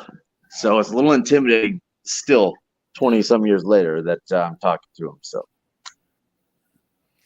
the one thing Scott, is we were just determined to make you as good as you could be. That was our goal. Yeah, you did. You made me into a pretty good guy. So thank you. Well, that was your goal, and that was our goal for you, and it's good that it's worked out as well as it has. Yeah. Thank you, Coach. You bet, Scott. Take care. Thank you so much. You too. All right, let's get on to Randy, who's been on hold. Randy, welcome to the show. Hey, how we doing? Randy, one of our advertisers here, one of our sponsors here on our show from the Hawkeye of the Storm. Randy, you've never called in before, and we're getting a look at the man cave down there in the Mitchellville basement. Yeah, I didn't know if I was going to get it to work or not, but can you give it? Can you just pan your camera around so you can kind of, anybody who hasn't seen it, just kind of see behind you? So there's the man cave down there in Mitchellville, and you've got signatures of. What signature do you have? Signatures from players in the Hayden Fry era? I'm curious. I'm friends with Rodney Filer and Tavian Banks, but I haven't got him out here yet. I got to get Tavian down there. Yeah, I mean they both work up at the Y in Des Moines, so but I work out with them sometimes. But other than that, it's been Chuck Long's been down here too, so Chuck Long's been down here and signed the caves. Sometimes it's kind of intimidating meeting somebody that you looked up to growing up, but Chuck Long couldn't have been a better person to meet and talk to. Him and Randy, Tim Dwight. I had the privilege years ago of recruiting Rodney Fowler from University High School there in Waco, Texas. And he was a specimen then, and he's still a specimen. I have a feeling he still looks like he could play, I'm sure. Yeah, he's also got a son that's on the Reavers, Western Iowa Reavers. I was aware of that. Really good defensive lineman. He's got over 10 sacks this year. So one of his teammates just committed yesterday. Yes. Yeah, that was a good grab for Iowa at midnight. So, yeah. Randy, what'd you think of the game today? I enjoyed watching our offense look like what I've wanted to see it look like a little bit more. I mean, things looked a little bit more fluid. Spencer was pretty much on target for the most part, even the ones that weren't caught. There was one where he threw it out of bounds down inside the red zone that wasn't to anybody. There was a couple like that, but other than that, it seemed like he was more on point and he felt more comfortable today, it seemed like. And I think Don mentioned that the holes were there for the running game quite a bit more than what they were. I mean, of course we were playing Northwestern. I guess my biggest concern going forward is, are we going to say, okay, we fixed it now because we've looked really good against a Northwestern team that really is not that great? And is this going to be an excuse to not fix some of the problems that need to be addressed going forward?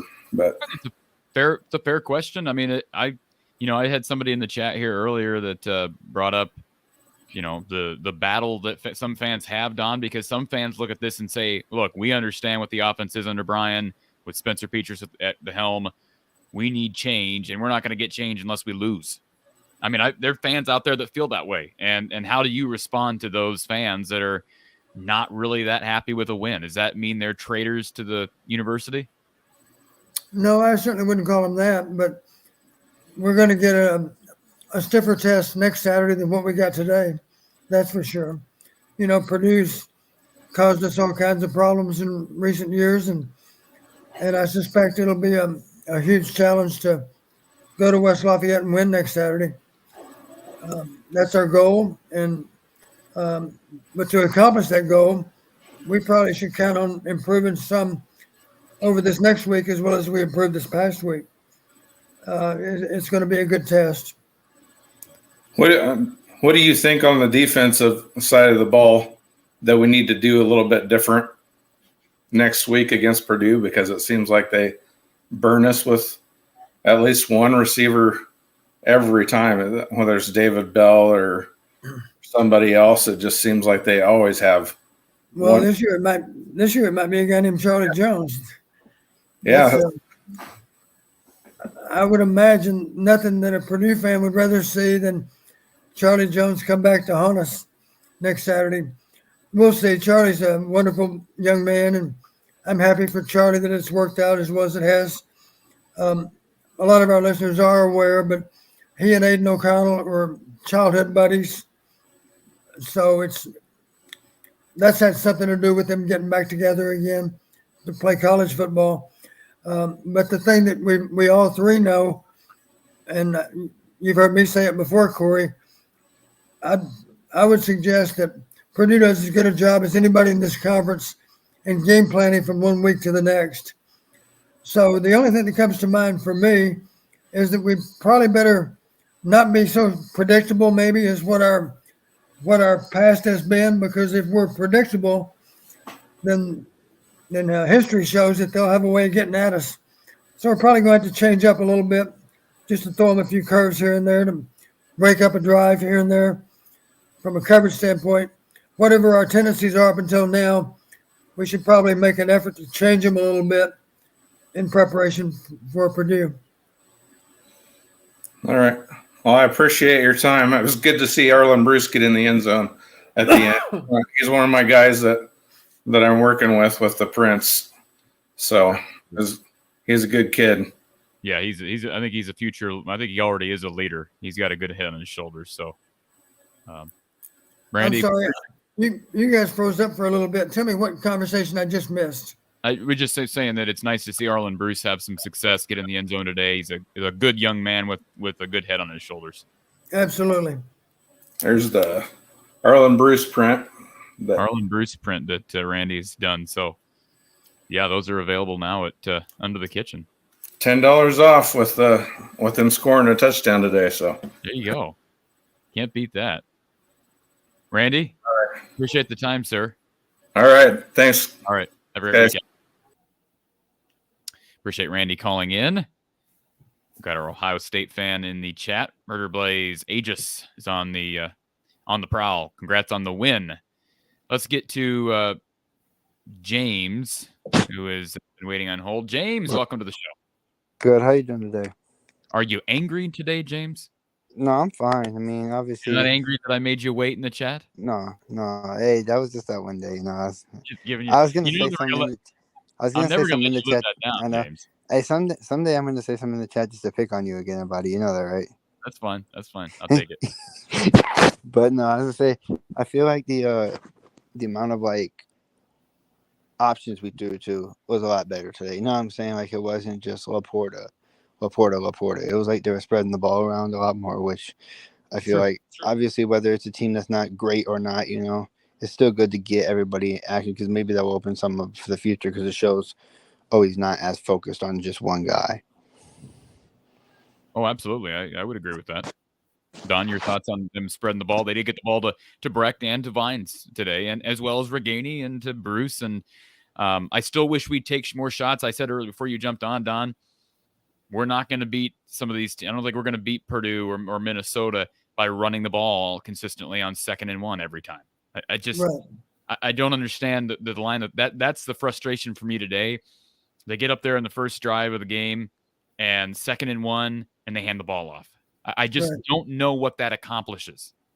I didn't go to the trouble of going back and charting all of our waste downs because it's safe to say we don't use them very often. No. And I asked Brian Ferentz this question after week 1. I said, Brian, why didn't you take advantage of more waste downs? He said, well, Corey, we didn't have very many waste downs. And I take that as an answer. That was a fine answer. He's correct. But now we're 8 games in, and I'm just, I'm nitpicking here because this is a good performance out of a team that needed one. But they're going to have to take advantage of more waste downs. And for anybody that says, well, they didn't need to today, I don't buy into that theory. I don't buy into that argument, Don, because I don't think it's a matter of just, magically one day, we need them, and now we're going to take advantage of them because we've proven that we don't in even the big games. And to me, we should have piled it on. There's no reason not to pile it on, even if it's an overmatched team like Northwestern was. And look, they scored 33. I'm not complaining about the score or the margin, but I'm talking about aggressive play calling. I just wish there was I just don't think they've got confidence right now in Spencer's ability to get the ball down the field. Is that fair to say? Well, that doesn't make much sense because you've heard me say one of the best things he does is throw the ball with accuracy deep downfield. You're right. And maybe their concern is that we can't protect long enough. But again, that's the whole reason behind using it on the waist down. Play action on the waist down, of course, they're not in pass rush mode anyway. So if you're ever going to have time to throw it down the field, it should be on a waist down. Especially, I feel like, against a team like that where might be one of the worst defenses you play, so maybe it's a chance for you to get a look for something, maybe that could work in the future, and that's a game you don't even do it in. It's kind of frustrating. Yeah. So I know people are going to rip me for being critical because, you can't appreciate a 33-13 win. Well, I said it in the first drive of the game. I said, why are we taking advantage of waste downs? Why is it that we don't understand what waste downs are? That's been an ongoing frustration for me, James. Well, for me, I know it's high school and college are different, right? But my junior year, our team had a really good running back, He went to North Dakota State and like had 3 seasons where he ran for over 1,000 yards in North Dakota State. He was on a team that unfortunately beat Iowa, but so for me it kind of was like I didn't want Iowa to lose, but one of the kids I went to high school with won that game, so I was happy for him in that retrospect. But like I'm saying, like that when we were in school, like our waist downs were obviously different because you have a really good running back, so it's hand him the ball, our waist downs. I feel like all the personnel you have, but here you don't really have. Caleb Johnson's going to be there. I feel like in the future going to be really good, like you said. I like everything I see from him, but like now I think you got to kind of mix it up because you're even. You know what I'm saying? Both sides. You don't have like one great side of the ball or like a great running back and not a good receivers, or great receivers and not as good running back. If that makes sense, I feel like they're all even. So you got to do different things on waist downs. Yeah, I get you. I don't even listen. I don't even throwing the ball down the field 80 yards. Now, I will say this. Excellent point from Brandon KJ in our chat. We highlighted a guy who can clearly throw at 80 yards. Remember that viral video of him throwing without a pass rush back in the Manning camp? Yeah. Damn it. Don, have they taken a shot? They took some shots against Nevada, right? But then it went away and we haven't seen any more. I don't understand that. Can you explain that to me? If you were an offensive coordinator, Spencer Petras, would you not make a concerted effort to get that ball down the field, to utilize that big arm that he has? Well, up until today, I would say they're probably their number one concern was not being able to protect long enough. And then a second concern, I think probably a lesser concern, is do we have the receivers that can get over the top of the defense? Maybe they're concerned that we'll call a play action deep throw and we simply won't be able to be open downfield. Maybe that's part of their concern too. But the beauty of doing it in a waist down situation, of course, there is that element of surprise that eliminates some of the effectiveness of a pass rush and provides you with a better opportunity to get on top of the defense. And am I wrong in saying this, Don? I don't try to come on here and act like an X's and O's expert most of the time, right? So, but I'm going to ask you this, and you tell me if I'm right or wrong. Isn't 2nd and 1 an excellent opportunity for play action, misdirection, rollout, right? And you take a shot down the field. Isn't that a way to I shouldn't say guarantee time to throw the football, but isn't that an excellent opportunity to give Spencer time, roll him out of the pocket, and take a shot down the field on a waist down? Am I wrong on that? No, you're right. Now, the only way we roll out of the pocket typically is with what we call a naked. Right. We'll fake one way and roll the other. And maybe we'll actually sucker the guy that's the end man on the line of scrimmage. So if we're faking left, we're suckering the guy that's over here on the right side. Not always. Sometimes we have protected nakeds, if you will, but sometimes they're true nakeds, where we're simply not blocking a guy and suckering him inside. The only negative about throwing the ball deep, typically a quarterback would have to come under control, set his feet to be able to throw it way down the field. And of course, the pursuit might catch up with him by the time he runs out of time. We did it against Penn State last year on the game-winning play to Nico Reganey. You're correct. And he said he rolled out, stopped, set his feet. He actually threw back across the field. Absolutely. So we can. You're right. A true naked, of course, you got to keep running and get rid of the ball on the run. But is it also possible to roll out and set up and throw? And the answer is yes. The blockers simply have to be aware of where your launch part is, and then they go from there, of course, to defend that launch point. James? I don't know if you watched, but I see the game was on, so I was looking. He does have 22 points, just so you know. Keegan Murray? Yeah. Yeah, Keegan Murray, I see Club 23 said he had 14 in the first half, including with 2 block shots guarding Tyler Hero and Jimmy Buckets. So, wow. It's 22 now, and there's like less than 4 minutes left in the fourth. But one thing I want to say, too, with the offensive line looking better and Caden Proctor being there, I feel a little bit more at ease, because he always scares me, He's one of the recruits that always scares me about, what does the future hold for him, especially that we were losing games. But with the offensive line looking better and him being there, and obviously a win, I think that always makes everything feel a little bit better about him. You know what I'm saying? Especially if they can keep looking good. I think for sure he's intact to stay, but like you never know. So like I feel like the better it looks and him being there kind of makes me feel a bit more comfortable about the whole situation. I get you. Yeah, it's reasonable. But Purdue will be interesting just because the Charlie and Tyrone obviously factor, you know, and I wonder. I think it's gonna be interesting to see how Phil plays Charlie with all the numbers he put up. Like, how does he? Yeah. Does he go head up on him and just be like, "Oh well, Riley, you should know what he does because you practice with him for how long, you know," or just be like, have somebody over top? Probably somebody over top would be my guess, but they're not going to be playing. I can't imagine. I don't think Phil Parker is prideful enough, Don, to. I don't think Phil Parker is prideful enough to play a bunch of man coverage against Charlie Jones. I would hope that I would think he would learn, understand from past seasons their struggles guarding, containing Purdue wide receivers, and and pair that with the fact that Charlie's been sensational all year long. That they're gonna try to keep Purdue in front of them. Why hasn't that worked in past years, though, Don? Because they've been so efficient in calling schemes to attack our coverages. They've been able to protect well enough, throw the ball with good accuracy, and catch it. So, they just really know how to execute very, very efficiently in the passing game. They're one of the best in the conference at doing that. then to me, it was like when David Bell left in my head, like when he got drafted, I was like, yes, I don't got to worry about him no more.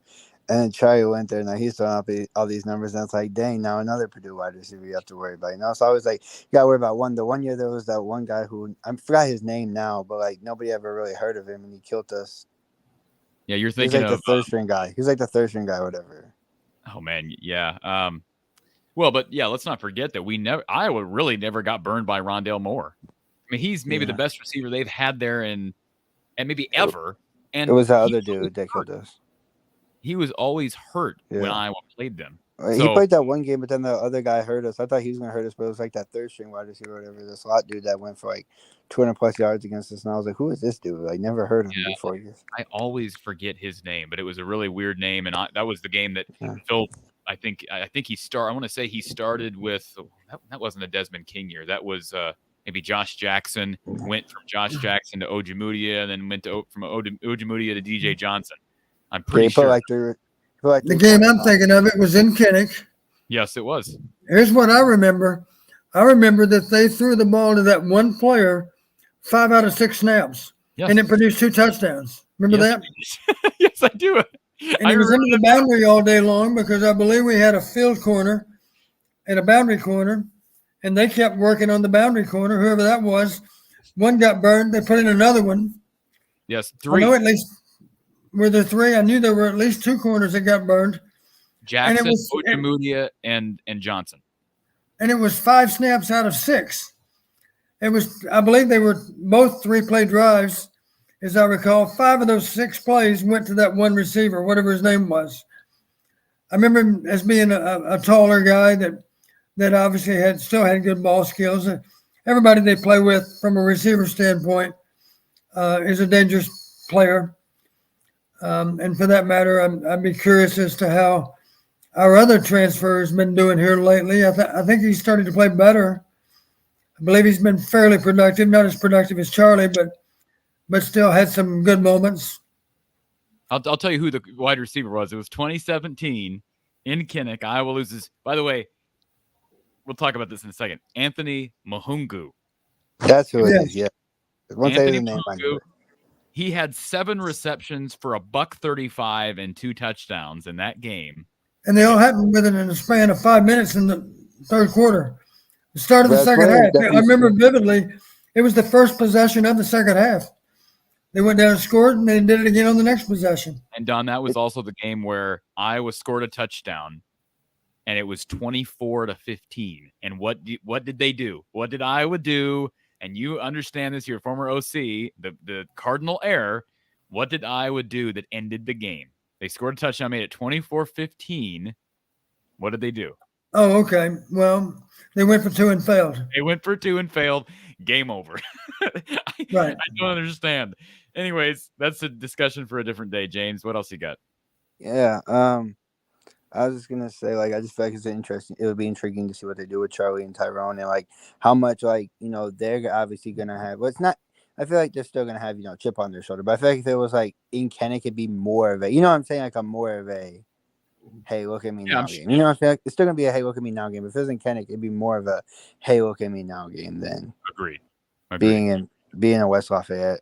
But it's interesting to see, and I'm interested to see what the line will be too. I feel like Peaches did look good for sure, but we always know he plays, at least in my eyes, he doesn't play as good on the road as he does at home. I think you agree with that, Corey, as well. He does not play as good on the road as he does at home. Who, Petrus? Yeah. Oh, he plays better on the road. He plays better on the road usually, but like. Yeah, today he I think he's played his best games on the road. Yeah. That's my opinion. And I go back all the way back to 2020 at Purdue, at Illinois, or excuse me, at Penn State, at Illinois, at Minnesota. Well, Minnesota wasn't very good. I think they've played. I think he's played better on the road. And Maryland last year is a good example. So it'd be interesting. Again, 7 turnovers. Let's remember that Iowa forced 7 turnovers against Maryland too. That helps. It also scared me because Aiden O'Connell kind of seems like he kind of has our number too. Kind of knows the way that'd beat us. So it's also a little scary, and he can use his feet a little bit. So it's me intriguing to see how they adjust. And obviously, I hate to say this, but I don't really put stock into this game as much as I think we should, because like obviously they're 1-6, and like this game I think we should have won. Maybe not. I didn't expect us to win by that much, but like still I think it's a game we should have won. So I don't know how much I'm gonna put into it, but I'm glad Petrus looked good at least, because I have faith in, like, I know he has the intangibles, you could see it. It's just like he wasn't doing the intangibles, so that kind of got frustrating. You know what I mean? Where it's like he's 6'5", has a strong arm, he just wasn't making the throws that were easy. And it's like all we asking you to do is just please make the easy throws. If you don't make the hard throws, I get that, but just please make the easy throws. That's all we want from you. Well, he's gonna be tested next week. Yeah, for sure. All right, it's good talking to you, Corey. Enjoy your night. Thanks, James. All right. Some questions in the chat here. Kevin M. Downey says, is it possible that Kirk Ferentz not playing Padilla so that he does transfer? That way he gets to go right to Labus or the other QB. I'm going to say no in answer to that question, Kevin, because I do not believe that Kirk Ferentz has a lot of confidence in Joey Labus. Lemansky, love the fact that Don is so smiley tonight. Coach will always be invested. Thought of you, Coach, when Penn State showed so many offensive formations. We got our Organic Veil Radio watching from Fort Myers, Florida. Appreciate you being here as well. CS Music Factory, and this game is probably underway. Of course, I haven't looked at a score. He said, what is the Bratta's branded prediction for the Michigan State game tonight? I think Michigan State could pull off an upset like last year. I've got Michigan State covering. I think the line was like 22. I think that's a way too big of a line for a rivalry game, an in-state rivalry like Michigan State, which is one of the best rivalries in the sport. I think Michigan wins. Don, your thoughts on the game tonight? I would certainly expect Michigan to win the game, but if it was a 22-point spread, I would take Michigan State. I think Michigan State will stay within 3 touchdowns.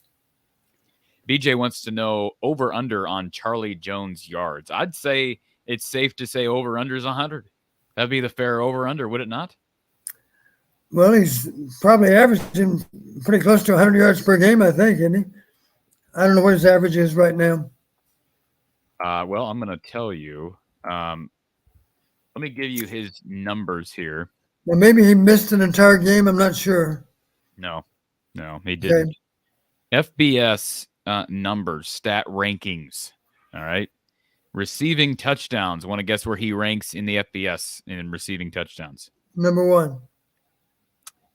1. He ranks number 3 behind only Jalen Hyatt of Tennessee, maybe best offense in the country, and Marvin Harrison Jr., Ohio State, maybe the best offense in the country. So he's in good company. I would say so. He's got 9 receiving touchdowns on the season. Excuse me. Receiving yards per game. You want to guess where he ranks there? Number 1. Number 9. Number 9. Tied with Emeka Ibuka of Ohio State, behind the likes of Trey Palmer of Nebraska, Jalen Hyatt of Tennessee, Xavier Hutchinson of Iowa State. How about, let's see here, receiving yards total would probably be a better number. Well, I guess that wouldn't be a better number. I'm guessing 90 yards a game. He's, let's see, He's got 840 for the year. So he's actually third in receiving yards, but I just gave you receiving yards per game. Receiving yards per game for Charlie, he's averaging 105. Yeah. 105 That's per pretty game. amazing. I think that's probably a good over-under, right? 105?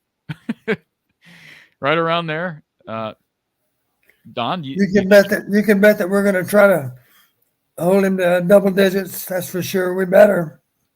Oh, and receptions per game, he's second in the FBS behind only Xavier Hutchinson, who leads the country with 9.6 receptions per game.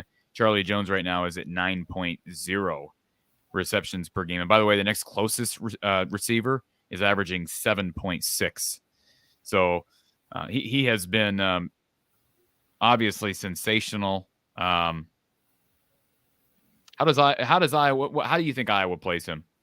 I mean, I mentioned earlier, I think they're going to probably try to just keep everything in front of them, right? That's kind of the Phil Parker way. But how do you think they'll game plan for Charlie Jones?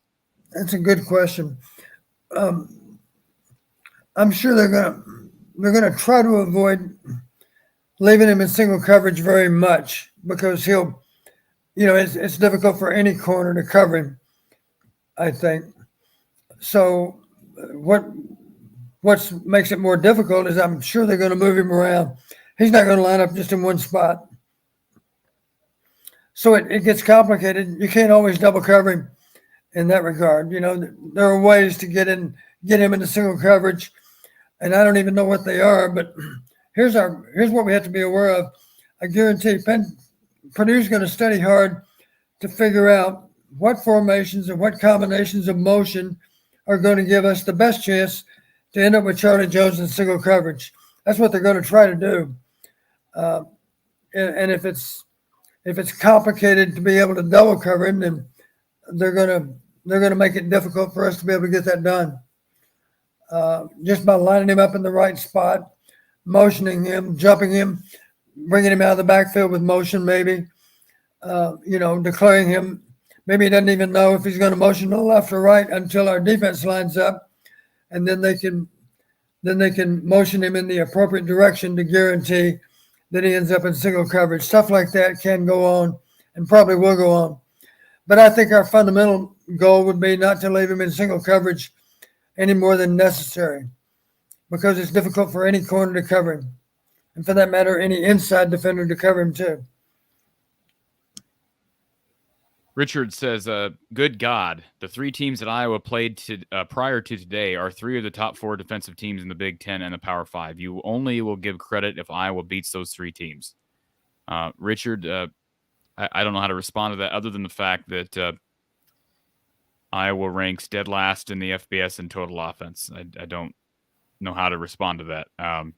Yes, that's a fact. They played really good defenses, but they've been really bad against really good defenses and really bad against average defenses. Now, did they turn a corner today? We'll find out next week, Don. That's a good defense. You want to guess where Purdue ranks right now in total defense, Don? I'm guessing they're in the top half, certainly. I'm guessing I was going to say 40 or 50 or 60 maybe. Brought it up. 43rd. 43rd. So pretty good. I mean, that's still going to be a test. If they can do it on the road at Purdue and they run the ball as well as they did today, Don, will you be a believer that the offense has turned a corner? Well, if we run the ball as well as we did today, then we certainly have a good chance to knock off Purdue. That'll be the challenge is can we do that? I do think our backs got quite a bit of yardage after contact. I know you could argue that Northwestern didn't do a very good job of tackling them, but I prefer to give a lot of credit to the backs too. I think they ran hard. They were trying to be physical with their execution of the running play, and they picked up quite a few yards after contact. Both number 2 and number 4 did. So that's encouraging. But it all started just with us having some good running lanes to begin with. We had certain plays where we were almost certain to gain 5 yards simply because they hadn't really contacted us until we were closing in on that 5-yard mark. Want to give everybody a scoreboard update. We were talking about that Michigan State game, and as we head into the final 15 to 20 minutes of this show, Want to let everybody know right now, Tennessee leading Kentucky late in the second quarter. Mark Stoops' team down 14 in the second, 20-6. USC leading in Tucson against the Arizona Wildcats, 17-13. Jay Norvell and his Colorado State Rams trailing Boise State 28-10. Michigan leading Michigan State early in the second, 10-7. Number 15 Ole Miss trailing Texas A&M 14-7 early in the second quarter. Baylor and Texas Tech locked up at 3 apiece in the second. Arizona State leading Colorado 21-10 in the second. Pitt tied with number 21 North Carolina 7-7 late in the first quarter. And how about this result earlier today? You were at the game, of course.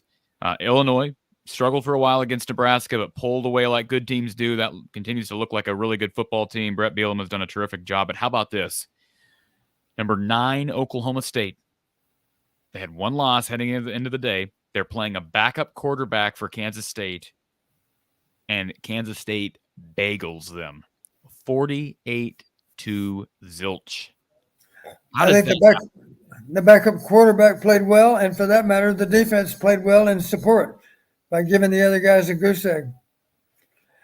And if that didn't happen, these other results would look more surprising. Number 20, Cincinnati losing to unranked Central Florida. How about this? Number 10, Wake Forest losing by 27 points on the road at Louisville. So some upsets today, certainly. And Miami, how about Miami? They've struggled all year.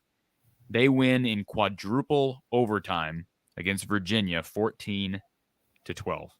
So kind of some crazy results across the landscape of college football. Lemansky has a question for you, Don.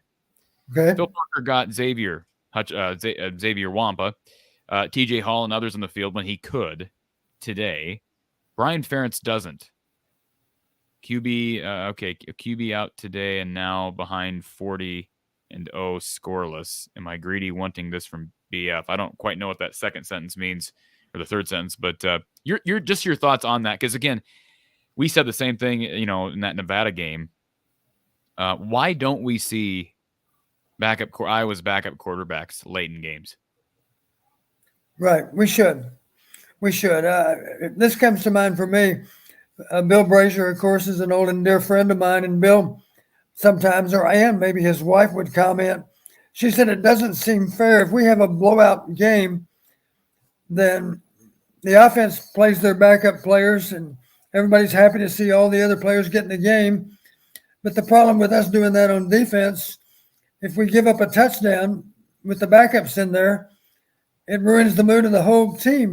They feel like we had a shutout going, and then we gave up a score. Or in today's case, we'd given up 7 points all day, and now because the backups are in, we give up a touchdown, of course, as time expires, and that's not what the defense deserved. They deserve to only have 7 points charged against them. But to Phil's credit, he knows those guys need time. They need experience. They need to make some mistakes in a game, because it's easier to remember them if you make them in front of, even then, there were still 60 or 50,000 people in the stadium, even on that last drive. And I was hoping we could get off the field without giving up any more points. But in the big picture, does it really matter that much, whether it's 33-7 or 33-13? Not really. The experience those guys gained, even on that last drive, is something that's going to help them in the days ahead. And your point, Corey, is don't those offensive players need that same kind of experience? I would have to say, yeah, they do. That's one reason we were always I'll give you an example of why it does make sense. We're playing over at Illinois years ago. We have a quarterback named Hartley, but it's not Chuck Hartley, it's Jim Hartley. Jim Hartley, who had played behind Matt Rogers. Matt Rogers was a 2-time All-Big Ten quarterback, first-team All-Big Ten. Then when he graduated, we had Jim Hartley coming back. Jim Hartley over at Illinois, going into that game, I know he was leading the Big Ten in pass efficiency. He might have been leading the entire nation in pass efficiency. The truth of it is, he was another good quarterback, a guy that could run for that matter, a guy that was very cerebral.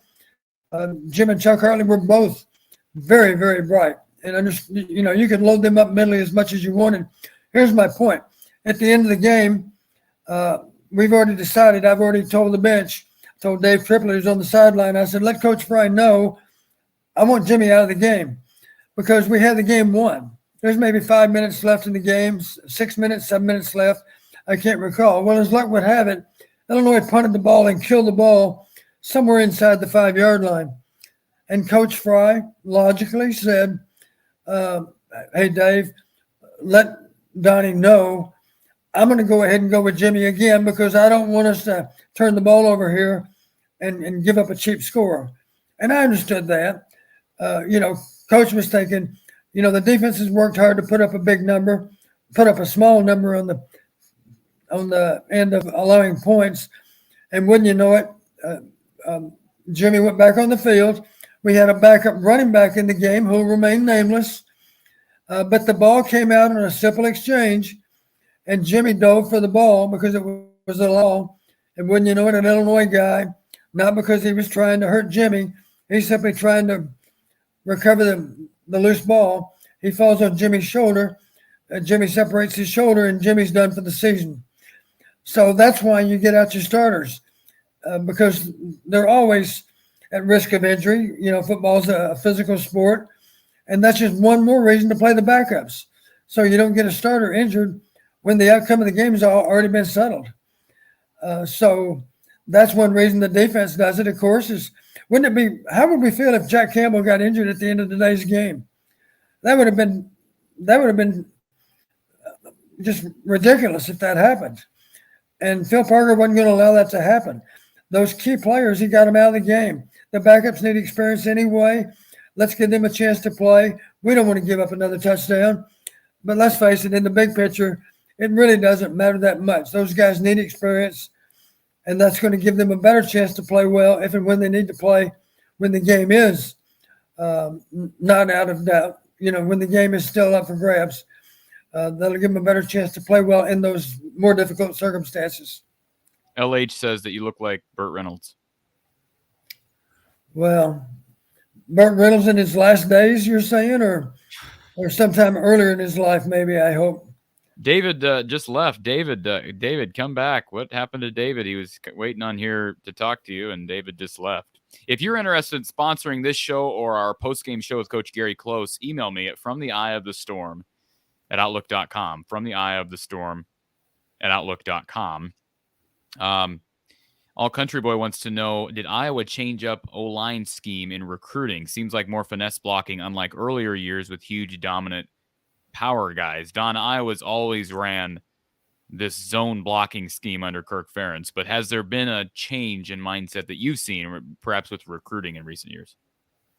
I don't know that there has been. We're always looking for the most physical guys we can find up front, of course. I know you could argue that zone concepts are really based on just trying to tie people up and create seams in the defense and run through those seams.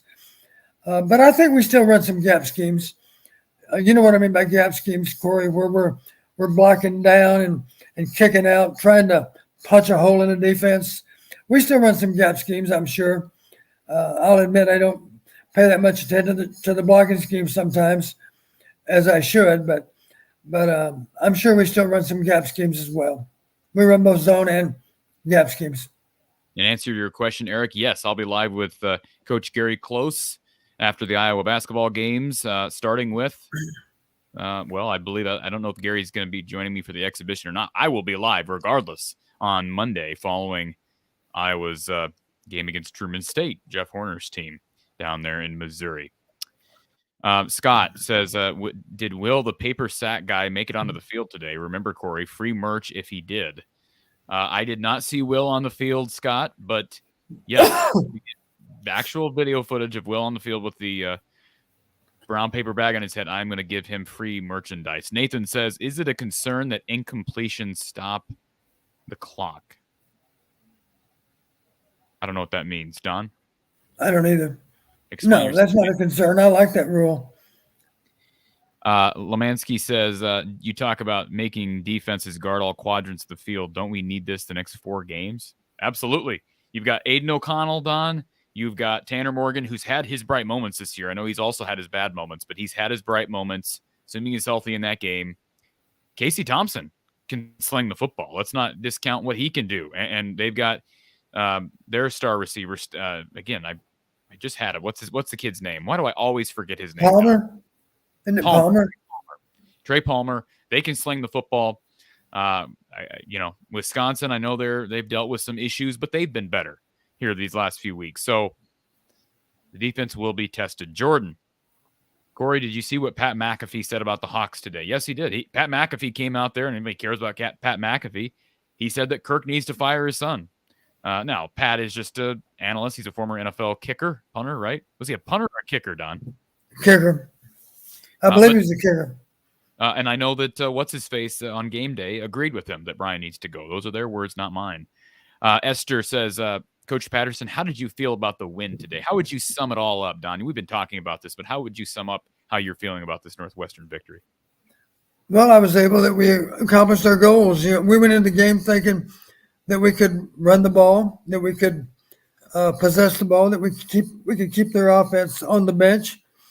We were confident that we could move the ball up and down the field, which should give us a chance, of course, to score touchdowns in the red zone.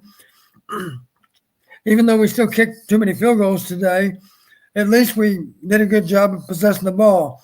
We had time of possession close to 32 minutes.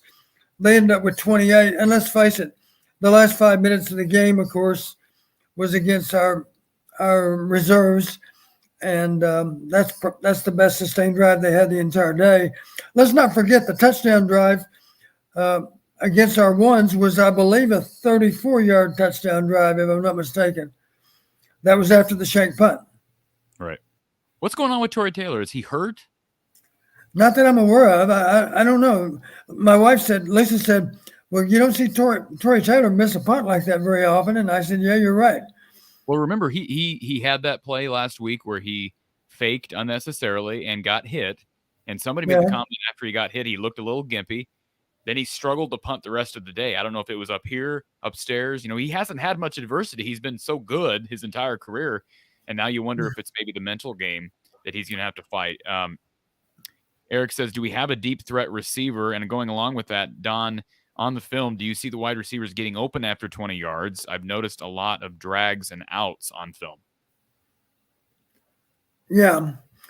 One of the best plays we've run here lately is driving Regani across the formation, clearing out on the other side of the formation, running what we call a drive route across the field, and throwing the ball to him. Even though it's only maybe a completion 5 yards down the field, we are hitting him on the dead run. And you saw today any number of times when he had a chance to turn down the field, turn it into a pretty big play after the catch. Let's add David to the mix, who's been on hold. David, welcome to the show, sir. Coach? Hi, Coach. Yes, David. Corey? Are you there? Yes. Can you hear us? Internet. Barely. My internet's not working very well. Oh, well. I can barely hear you. I We just hear wanted you to just fine. say hi to Coach Patterson. How are you, David? I just wanted to say hi to Coach. I'm good, Coach Patterson. It's good to finally get to talk to you. This is back in the days when you were coaching with Coach Fry. My parents would go to the games back in the day and get into watch. I want to do is just say, and you look good for looking like Burt Reynolds. Thank you, David. I appreciate that. But I just want to get your thought on one thing that I kind of noticed today, besides the motion, on a couple shotgun plays.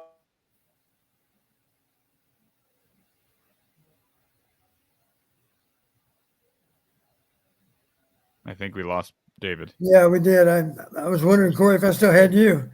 Yeah, we lost David, but we still got you at least. We'll see if we can get David back. I know he's got a question, and I know his internet's acting up. David, you want to try again? Try again with the question. Yeah. We lost you. Yeah. I just want to get your thought on a shotgun formation that Iowa ran, and they put Arlen Bruce in the backfield, kind of like the 49ers do with Deebo Samuel. I just want to get your thoughts about what you thought about that. Yeah, that was a new wrinkle. We hadn't seen that. I think it's a good thought, because, again, other teams have to prepare. What we've done with Arlen Bruce in the backfield, in place of our running back, we've given them one more thing to have to think about in preparation for the game. I'm trying to think what we did with him today. I know we swung the ball to him. I know there was a time when we checked him across the line of scrimmage and threw to him. No more than what we would just call a check release. Did he run the ball out of the backfield or not? I don't know that he did. Yeah, I think we only threw to him. No, we did run it out of the backfield. Yeah, we did, and it only went for like a yard, maybe even that. Yeah, I don't remember. Sure. I don't remember exactly. You mean we simply handed him the ball? Yes, we did. Okay. Well, I like the idea. Let's face it, he's a playmaker, and we need to find ways to get him the ball. And if that means we hand it to him, that's okay too. When we hand it to him on a fly sweep, it almost always has good effect, because let's face it, if that fly man's coming across the formation 2 out of every 3 snaps, and we only hand it to him 1 out of 10, it still has good effect, because there's always an element of surprise when we actually give him the ball, because typically we don't. Yeah.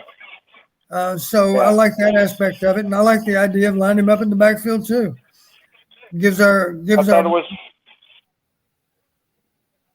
I liked it. It worked for me, but it was kind of a different wrinkle. Yeah. But that's all. And that's all I wanted to say. Is hi to Coach Patterson. It's been a thrill to watch you over the years, my friend. Well, thank I'll let you, you David. guys go. Have a good rest of the weekend. Thank you, You do David. the same. And Don, I don't care what anybody says about this. I don't care. Okay. I've been criticized for bringing this up, but I came to this realization last night. I was thinking about Arlen Bruce, and I understand it's a wrinkle. I'm not saying I was going to start going into, playing spread football and, not going to be going triple option, but all I will say is this. When Arlen Bruce was recruited, I remember Arlen Bruce saying that Brian Ferentz, part of the pitch to Arlen Bruce IV was that they foresaw Arlen Bruce playing in the Wildcat. Brian Ferentz told Arlen Bruce this when he recruited. So anybody wants to rip me for bringing up the Wildcat, Iowa doesn't run the Wildcat. They did run the Wildcat, and they were running it with Mekhi Sargent, Tyler Goodson, Tyrone Tracy. My point is, when they recruited him in part to be available to run the Wildcat. They don't run the Wildcat anymore. And here's the deal. You and I both know, I've brought up, and we both talked about it, the guy on the other side of the football, if you have a few plays for him, Cooper DeJean, what would you think of and we can dream, all right? We can dream. I don't think there's anything wrong with talking about this, Don. You may tell me I'm wrong. What do you think about a tandem of Arlen Bruce, Cooper DeJean, Caleb Johnson in the backfield? Can we talk about that for a minute? Let's talk about that for a minute, Don. I lost you for a second. Were you saying Arlen Bruce, Cooper DeJean, and Caleb? And Caleb, yes. Those 3? Why not? Why? Well, the point is, let me say this real quick, Don, before you give your Cooper DeJean played quarterback in high school. Arlen Bruce played some quarterback he threw out of the Wildcat in high school. He's done it. That's those 3 in the backfield. the thing I don't know is, I know that for sure Arlen and Cooper would be fine in terms of executing the running game, and that would include them being the runner. The thing I don't know is how capable they are as passers. Now, obviously, you don't have to be Tom Brady back there or Aaron Rodgers, whoever you want to pick. You don't have to be the world's best passer because, again, you got the element of surprise. You know, if you're back there to be a Wildcat quarterback, then clearly you're either handing the ball off or running the ball yourself so much of the time. But that would be interesting to have two guys in the backfield that are neither one supposed to be back there at one time. That would create a little bit of uncertainty on defense as to what might be coming. That's for sure. Yeah, I just think with a couple of guys who are a threat to throw, and then with Caleb Johnson's ability to run, and we all obviously know that Arlen Bruce and Cooper DeJean can run. Ari Gold says, did Cooper DeJean play today? Yes, he did. He was in there, right, Don? Yes. LH says, do we have a slim chance now at winning the West? I guess mathematically they do. I don't think Illinois eliminated that yet. They've eliminated it for Northwestern. Don, I don't think we're winning the West, but I think still technically they still have a chance at that. I saw some percentage thing, and I don't even, what is FPI anyway? What does FPI stand for? Do you know, Corey? I think it's football percentage index, isn't it? Yeah, I was going to say probability index, one or the other. Anyway, I did see an exact number, the odds of us winning the West. It was something like 1.2% or 1.8%. It was a very small number. Sure. It was possible, but not likely. Right. Faster Outdoor Food. Didn't watch the last bit of the game. Not sure if Padilla got in. Did he get in the fourth quarter to get practice time? Petrus has had 3 years to practice. No, he didn't. So, let me ask you this, Don. We're 2 hours into the show. We're wrapping this thing up. We got Jakob 22 is probably our last caller here on hold.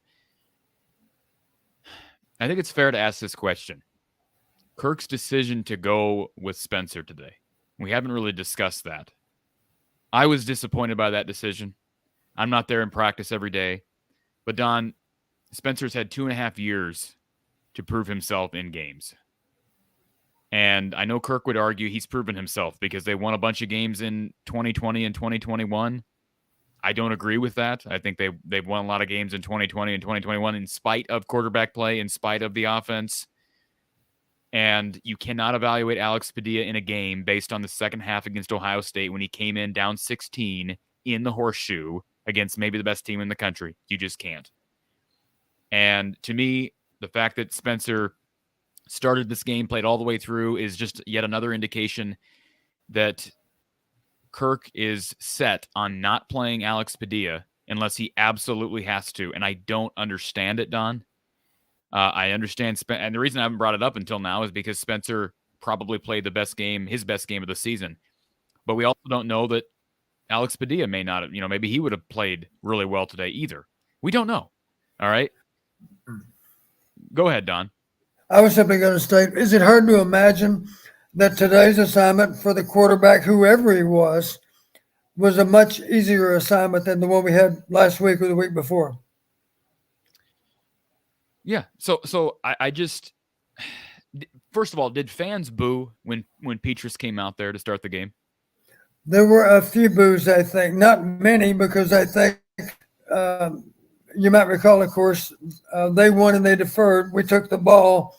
So there was that excitement about the game getting started, which did a good job of covering up what little booing there was. I think a lot. I don't endorse booing. I'm not saying I'm endorsing that, but I just think I think it would have been. I personally wanted them to start Padilla, but the reports that I kept hearing out of practice were that the coaches just still view Petrus as far and away the better of the two, and I just don't know how much game time you need to be shown that Spencer Petrus is not the same guy in practice as he is in games, and winning against Northwestern is not going to prove me otherwise. Yeah. Corey, I want to share with the listeners a text I sent you maybe within the past 24 hours, and I know you'll verify that I did, in fact, send it to you. I simply texted you, Corey, and I said, my hope is that we start Alex for two reasons. One is, my fear is that if we do start Spencer, certain fans are going to put it politely, I guess, and there's going to be a little bit of booing early on, or maybe the initial realization will prompt some booing. Well, thankfully, we at least moved the ball down the field with a good running game and some high percentage passes. We took that opening possession and kicked a field goal. We got off to a positive start at least. We didn't come away empty on that first drive. Right. And for that reason alone, it kind of diffused my concern was we end up with a negative vibe to start the game. That's the comment I made to you. What if, just for the sake of argument, what if we'd have been 3 and out? And what if Spencer would have made a bad throw on that third down? Well, then there would have for sure been any number of boo birds out at that moment. But the fact that we started the game with a positive drive, made a field goal, Spencer hit some passes. I know you could argue they were easy throws, but at least he was able to execute those plays well and move the ball down the field. That was one reason I was hoping that Alex might start the game, and just to, I was anticipating a difficult game, and I wanted us to have the full effect of our fans. I wanted them to be enthusiastic about the game. I didn't want to create a negative vibe with a poor start. A poor start in some fans' eyes is a sign of defiance. Like, you're not in charge of this team. We'll do what we want to do. Well, thankfully, we didn't have a slow start, so it all worked out just fine. But the other reason, as I mentioned to you, Corey, is part of our problem is our offensive line being able to protect our quarterback well enough.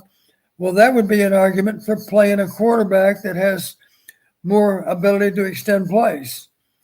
And I think just about any fan would suggest to you that Alex is more mobile than Spencer and would give us a better chance to extend plays if we were struggling with pass protection. Well, thankfully today we didn't struggle with pass protection either. And I'll give Spencer credit. There were times when he was under pressure, and he handled the pressure better today than he had in recent weeks. He pulled through some arm tackles. He threw the ball away. There was one play that was nice. He stepped up in the pocket. He was close to the line of scrimmage, and he dumped the ball down the field. Remember that one? Yes. That was a good play. Yes. That was a good play. So it's a positive to see those things. Maybe that's a result of him realizing that there are ways in which he can improve versus pressure. And one step away, of course, is to climb in the pocket. He did that today better than he has in the past. What bothers me the most, Don, is I've spoken with Alex Padilla. You've heard a million interviews with the kid, media days and whatnot. He's a nice young man, and we've seen him in games.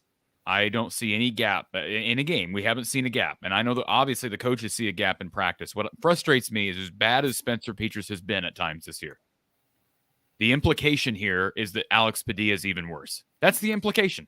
That's what the coaches are telling us. They're telling us, okay, this is what we have. You don't want to see what's behind him. And that to me is an indictment on coaching.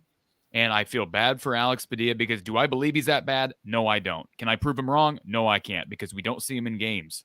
We don't see him in a fair situation in a game. And it just, that's what frustrates me the most. Let's get to Jakob22, who's been on hold. Jakob22, welcome to the show, sir. Thank you, guys. I appreciate being the last caller of the day.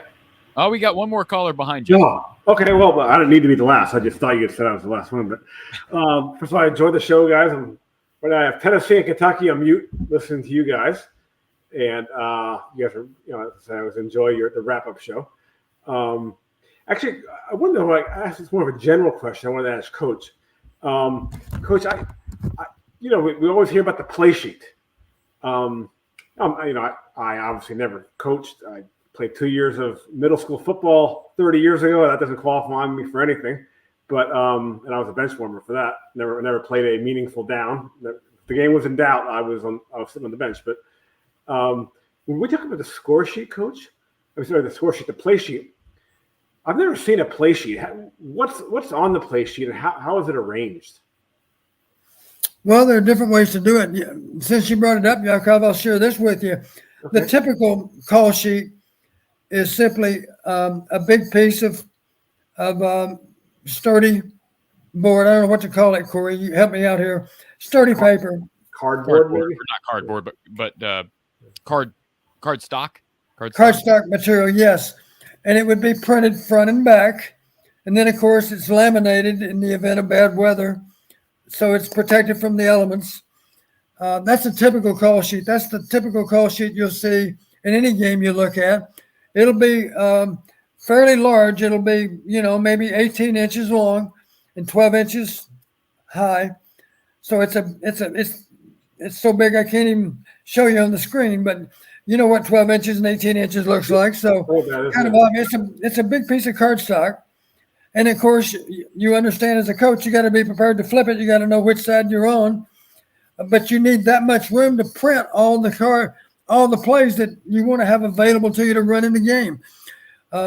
My experience has been very few callers I've ever known, play callers, ever rely on their memory to call a game. You're going to be sure to look at that call sheet as you make a call, because you got to be sure that you get the call exactly right. And again, the reasons are kind of obvious. We're jumping formations. We're using motion. We got to be sure that we have the right numbers or letters to be able to communicate the play to the team that's on the field. And so for that reason alone, it's 18 inches by 12 inches. It's good size. I know what you're going to say, Yakov. You don't see Brian with anything nearly that big. I wasn't that. Yeah, I know that Corey's covered that topic. I wasn't trying to, I mean, you're certainly welcome to comment on that. I wasn't trying to push that, but I mean. Well, I'll share this with you. When I became a head coach and when I called plays at Western Illinois, I gave it a lot of thought, and I actually ended up, imagine that same piece of cardstock, 18 by 12, and then imagine making it into a book. Okay, so you fold it together, so it's like a book, right? You got a front page, you got a back page, and inside you got 2 more pages, right? Yeah. So I'll tell you what I did with it. On the front page, I was always a fan of David Letterman. Yeah. So I had a top 10 list of runs and a top 10 list of passes. Those plays, I guarantee you, got run early in the game, in the first half. Wow. Okay. Because those were the best plays. Top 10 runs, top 10 passes. Oh, okay. Because David Letterman had a top 10 list. Yeah. You remember that? I used to watch him back, 25, 30 years ago. So yeah. So you had top 10 runs, top 10 passes. And then you might have a little more room for something else, but typically that would be it on the front page. And then inside the book, you had runs on one page, passes on the other page. You had 2 columns of runs, and the runs on the left column were for the left side of the field, and the runs on the right column were for the right side of the field. Wow. So imagine it looks like a football field, right? It's rectangular like a football field. And if you're on the left hash, look to the left column. If you're on the right hash, look to the right, to prevent you from screwing up as a play caller. And then on the other page, all passes. Same thing. Left column means left hash. Right column means right hash. And then on the back page, you had critical downs. Second and short, second medium, second and long. I wanted to ask about if you guys arranged it by how long you are. Yeah. Red zone offense on the back page as well. And for that matter, exotics on the back page, because, Corey, you know how I feel about exotics. So every call sheet had at least a couple of 3 exotics on there that we practiced and were prepared to run in the course of the game. Wow. And that was my call sheet, and it was easy for me to remember what page I was on. I could be blindfolded and still figure out whether I was inside the book or on the outside cover or not, if that makes sense to you. Front cover, back cover. It does, Coach. Again, I really appreciate that. I've been watching 2 years of nothing. I'm playing this account, but I've been watching football for pushing 40 years, but I never knew what was on that sheet. Now I have a better idea now. Well, to be honest with you, I like the way I did it better than just a 2-sided call sheet, because let's face it, there's a lot of information on one side and an equal amount of information on the other side. And by making it into a book, it was easier for me to break it down into four parts rather than 2. Easier for me to find the right page. Wow. Okay. Well, it seemed to work for me. I don't know that anybody else does it that way, but I didn't just arbitrarily decide to do it. I gave it a lot of thought. That's what we went with, and it had good effect. And then when the quarterback does his little thing there, what is he saying? You have a list of long plays on a wristband, okay. And nowadays the wristbands are so, you have plays on a wristband, and then you can flip that up to have more plays on wristbands too. So you might have as many as 50 or 60 plays on a wristband. Okay. So he can see that. The beauty of that is you simply signal wrist 33, right? He looks on the wristband, call 33. That's your play. Okay, and then he So knows. it's a quicker way of getting plays into the game. And then he tells he knows from that what his receivers are going to be doing, what the running backs going to be doing. Okay, yeah. Well, but obviously all the players have to understand their assignments inside and out. But that's why we practice, of course, is to iron out all those assignment errors. Okay. And be sure they don't happen. Corey, I hope you don't mind that I didn't ask anything specific about the game today. It's I fascinating. enjoy the coach, and I thought it'd be interesting to ask that. Thank you, Yakov. You're welcome to call in anytime. I always enjoy hearing your questions. You're very thoughtful. Corey, I have one more idea for you guys. I'm joking by now, but remember when I called last week, Coach was saying I should have told you last week that you could call the coaches on Wednesday and say to throw the ball down the field against Ohio State, which they didn't do. By the way, that's how mostly Penn State, most of their scores were from far down the field passes today. I'm sure you weren't watching it because you were getting ready for Iowa, but you guys probably should have tried that. But then he said Coach said I should have told you during the week, and you would have called the coaches. So what I was thinking is, Coach, I think you'll think this is. I'm saying this in a joking way, of course, but Coach, you remember back in the days of the Soviet Union? I think it started right after the Cuban Missile Crisis, but they were at that point. They were worried that the president of the U.S. and the whatever you call it, the leader of the Soviet Union, if there was ever a crisis, they couldn't contact each other. And that happened during the Cuban Missile Crisis, and obviously especially because of and there was almost terrible things from that. So they said after that, there's got to be a hotline. You should be able to immediately call one another. If it wasn't the president, it's at least the Pentagon and the Kremlin or whatever. So in a very joking way, maybe we could set up a hotline for Corey. If there's ever anything really important, he has to get over to the Iowa coaching staff. He can buzz Kurt or the defensive coordinator on Wednesday and make sure he's in contact and nothing that important ever doesn't get forgotten there. So we'll set up a hotline for. I'm sure Kirk would love that. He'd have to have a bomb squad come in to disable that. Well, maybe at least it could be the GA or something. Maybe you could at least take GA. Yeah. Thank you, guys. Thank you, sir. Take care. Always love hearing from Yakov 22. And we've got Michael who's been on hold. Michael's got a question about Marco Lainez. Michael, you're talking about Marco. What you got, Michael? Can you hear me? I can hear you loud and clear. Let's go. Quick question. Sure. What are the chances that Marco Lainez starts next year? Chances he starts next year? Yes. Slim to none and slim left town. Yes, I know. Words of Don It's Patterson. a slow development for Hawkeye quarterbacks, but no, I'd say it's let me say this, Michael. It's greater than most freshmen because I think Padilla is gone. I think Petrus is gone. I don't think they have any confidence in Joey Labus right now. And Tom Kakert's been very outspoken about how he thinks they're going to go to the transfer portal at quarterback. I was all over that last year. They should have done that. So I do think they'll probably make. I have reason to believe Tom. He's correct, and I would think they're going to go to the portal at quarterback. But does that mean they'll have, be able to effectively evaluate the portal and get a guy that's actually up to snuff? Marco, if he enrolls early, and I know that's still TBD, but assuming he enrolls early, it's going to give him a better chance to compete. Don, I'm sure you'd agree with that. If he can get in there in spring, learn that offense, and give him a chance to compete come August. Yeah, I was watching your show a couple months ago, and it doesn't look like he's going to be able to enroll early. So, how Who deep said is that? our? Who said that? I don't know who it was, but I don't think his school, his academy, likes players to enroll early. So it doesn't look like he's going to. Before you, okay, I'm not saying he's going to, but let me read you an exact. Let me find this here, because I did have a conversation with someone that. Okay, I asked, and I'll just go on the record and say this: I had a conversation with Marco Lainez Sr., so Marco's dad.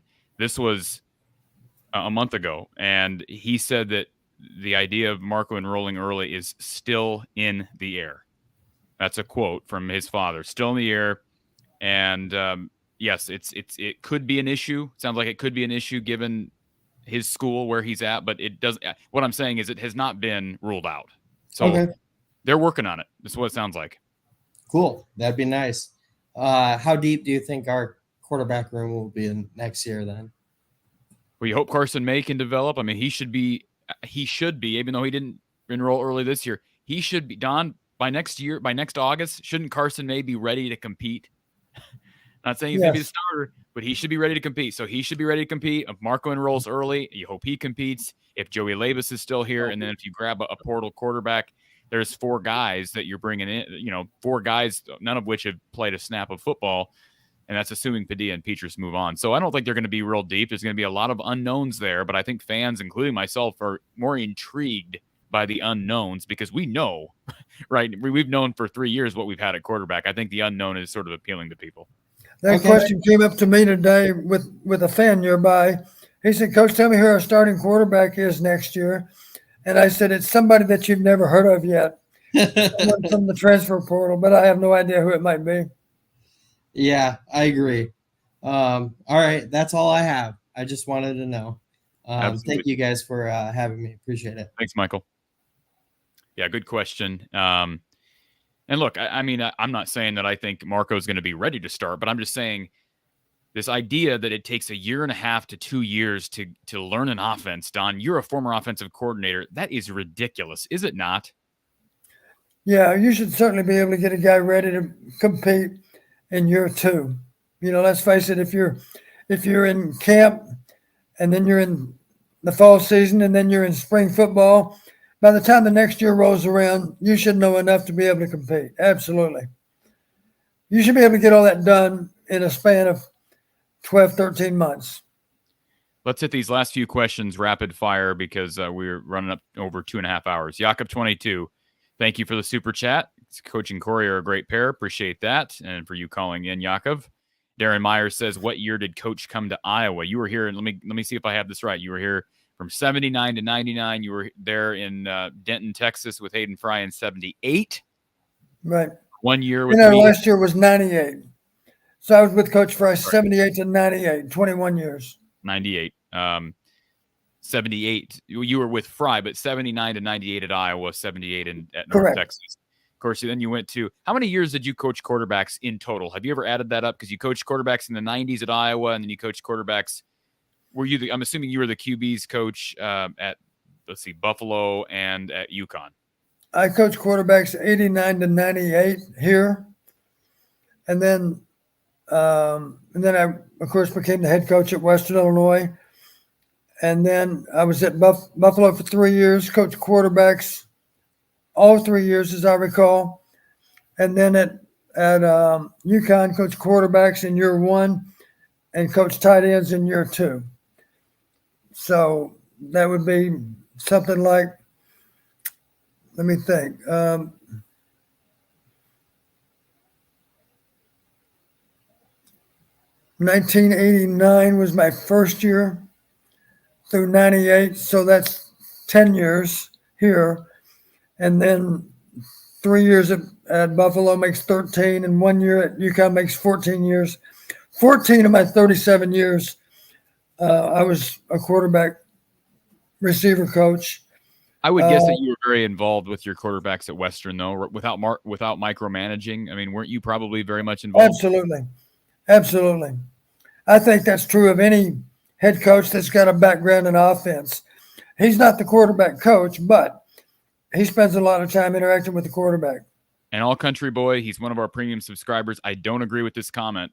He's arguing for Kirk Ferentz, knowing who the best QB is. Would a coach make it 24 years not knowing who his best QB is? I'll give credit to anyone who makes it this long in this sport. Don, you've admitted on the record that at times you did not think Chuck Hartley was the best QB on the roster. Now, I know you weren't the QB's coach then, right? That was Bill, correct? Am I correct in saying Bill Snyder was correct. QB's? But you observed it. At one point, the coaches, based on practice, had an opinion, and then when he got in the game, he proved them wrong. Is that not right?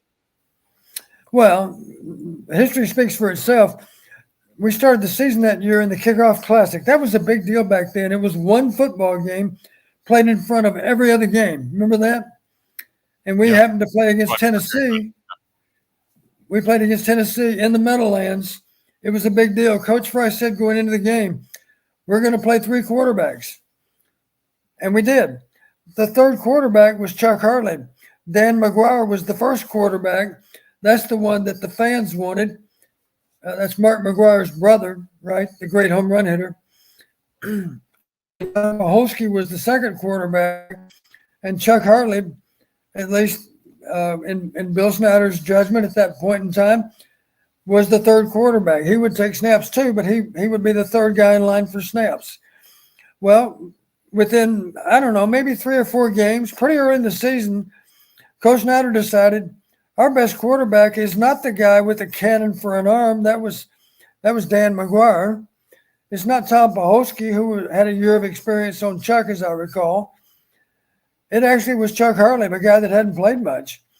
And it wasn't because of what he did in practice. It was really what he did in the games that convinced Bill that he was the better of the 3 quarterbacks.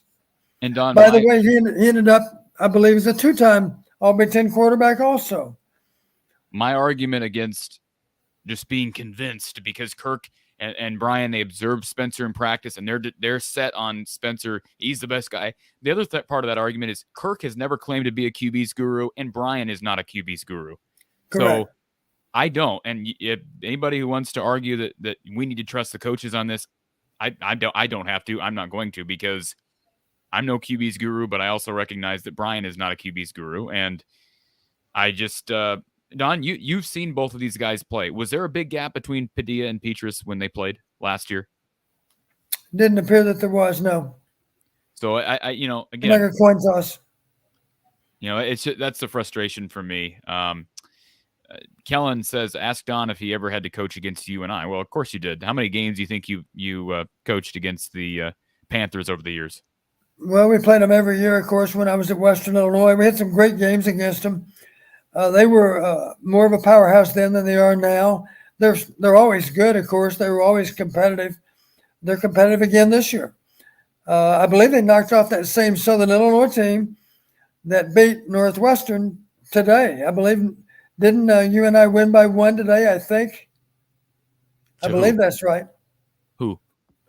Northern Iowa over Southern Illinois. That's a good question. Let me look this up. It was played at Southern Illinois, and I believe you and I won. I know Drake won. Let's see here. Yes, you're right. 37-36.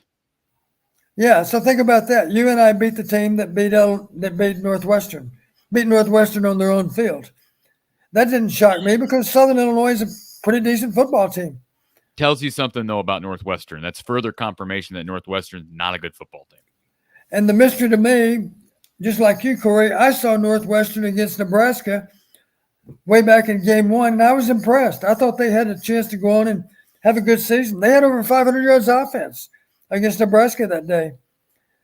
I don't know. Maybe they've had some injuries since. I'm not sure what's gone wrong, but obviously they don't appear to be as good a team as they were in game 1. Lemansky, we won't have this conversation today, but Don, at some point, he wants to hear the stories behind those footballs behind you on the wall. So we will definitely talk about that, Lemansky. All Country Boy says, Don, if you were on this offensive staff, where would your first point of interest be? First point of interest. Well, realizing we've suffered to score points, it would be, let's find ways to get super explosive plays. Let's find ways. We got to come up with better ways to manufacture big plays because we're having difficulty sustaining drives. I made this comment recently to someone else, Corey, but it's the truth. If you're a really, really lousy football team, not that we are, I'm not saying that, but let's imagine that you have difficulty beating anyone. Isn't it conceivable that you can at least every now and then in the course of the game run some kind of play action and hope to throw the ball over the top of the defense and be lucky enough to hit on a few big plays? Nothing ventured, nothing gained, right? Why wouldn't you try? Why wouldn't you try to make some big plays? Especially if you can't sustain drives. Why wouldn't you try to run some trick plays that might produce big yardage? Why wouldn't you try to come up with some kind of unusual design of a play that would give you a better chance to make a big play. It would make sense to me that you would. Yeah, I agree. Don, you're going to have to comment on this one. Brandon says, can you and Coach discuss the complexity of the offensive system here and how the current system may or may not keep younger players and transfers from getting on the field? Great question from Brandon. What's so different about this offense, Don? Because we hear about there's more on the quarterback. What's different about Iowa's offense? Well, truthfully, I can promise you this: at the end of our 20 years at Iowa, we had a pretty complex offense too, because it evolved over time. We always had good, smart players. We always took great pride in teaching them well, and it was a pretty sophisticated offense. There's no doubt about it. I think it's safe to say among college offenses, it was more sophisticated than most. Now, I don't doubt that we're more sophisticated now than most also. But the point is, if we're able to teach guys what to do within a span of a year, isn't it conceivable that we could do that even today? And I think the answer is yeah, we can. Okay. I think we are good here. I think I got through all the comments. A reminder to everybody, if you have not done so already, let me get rid of this banner here. Be sure to check out Josue Alvarez over at Dewey Ford in Ankeny, because he will treat you right. He'll treat you fair. He'll be honest with you, help you as you're making your way through the car buying or truck buying or van buying experience. So certainly give Josue a call. If you call him and mention this show, mention From the Hawkeye of the Storm, mention Corey Brada sent you, you'll get a $100 Casey's gas card upon vehicle purchase. Call him 515-776-1068, 515-776-1068. Excuse me. Of course, this deal only for vehicles purchased through Josue, and when you mention From the Hawkeye of the Storm. And we'll be back on, we'll be back on Monday, actually. I will be back on Monday. So we'll have Iowa postgame. Not yet sure. I didn't confirm that. Don't know if we'll have Coach Close with us for the exhibition. But regardless, we'll have a postgame show following Iowa versus Truman State, which is an exhibition game Monday at 7:01 p.m., so we'll be live with you following that game. Basketball is back. And, of course, each and every week I'm live with you with the one and only Mark Rogers, the voice of college football, each Tuesday at 4:30 p.m. Central Time, 5:30 Eastern, right here. Well, if you're watching on the Iowa channel, you might be watching on the From the Hawkeye of the Storm channel. Either way, we'll be live on the Iowa channel at 4:30 p.m. Central Time on Wednesday. All right, if you're here for football and you like these call-in shows, I'll be back with you Wednesday night at 9 p.m. for a live call-in show, Hawkeye Hangout, right here from the Hawkeye of the Storm. Please share this show out on social media, this stream. If you've enjoyed it, you can watch it on demand or share it with others. That certainly helps. If you're interested in sponsoring the show, there's the email address. Shoot me an email, and we'll get you set up. You can also donate to the channel by means of Cash App, PayPal, Venmo. In the description below, there are links to each one. Please hit the like button on your way out as well. Subscribe if you've not done so. You can follow me on Twitter, at From the Hawkeye on Twitter. You can also like the Facebook page, From the Hawkeye of the Storm on Facebook. And, of course, next week, Don, we talked a little bit about Iowa-Purdue. We don't know what time that game will be yet. We'll find out tomorrow. We'll get a TV network and a kickoff time. Iowa's going to have its hands full in West Lafayette, Don. Just maybe some parting thoughts on how Iowa can get it done against the Boilermakers. Well, one thing that helped Wisconsin just a week ago was turnovers. I believe Purdue threw 3 picks. That was unusual for Purdue. So I don't know what the turnover margin was, but I certainly know that Wisconsin won that turnover battle. They got out in front. I believe they had 21 points at the end of the first quarter. From that point forward, Purdue was catching up, but simply couldn't get it done. So I think it's important to win on turnovers. You got to be able to take some possessions away from Purdue because they've got such a good offense. If you don't eliminate some of their possessions through turnovers, then you're going to have a hard time stopping them. So I think that's where it all starts, is win on turnovers. And obviously defend against big plays because they're a big play offense. Let's see here. So Carter says 11 a.m. on FS1. Is this official, Carter? I thought it was going to be announced tomorrow. Let me confirm this. He's right. Thank you, Carter. That apparently has been announced since we've been live on the air. That game will be at 11 a.m. on FS1. So there you go. 11 a.m. FS1 next Saturday. And one final question. I want to ignore Kirk here in the chat. It's not Kirk Ferentz. Kirk in the chat says, well, let's start with Kurt. He says, what is more challenging, reading a defense or learning an offense as a QB? Reading a defense or learning an offense. I would say the greater challenge is reading a defense because you have to do that when the bullets are flying, as Coach Fry used to say. Learning an offense is really an academic exercise, to get all the information stored in your brain. But the bigger challenge is being able to read a defense after the snap. And of course, you got to have a good pre-snap read too. After the snap is the most critical time. Those few seconds before you're going to deliver the ball. And then Kirk wants to know about what Coach Fry would have said about pay to play or pay for play. Coach Fry would have hated NIL, and we've talked about it before, Corey. My disappointment is that someone in the NCAA didn't have the vision maybe 10 years ago or 15 years ago to simply state, we're taking in a lot of revenue. Wouldn't it be logical that we would share some of that revenue with the players? And at that point in time, I think they could have voted in the new full scholarship would be tuition fees, room and board, books, and $5,000 a year or $8,000 a year, whatever the number might be. Maybe at that point we wouldn't have NIL.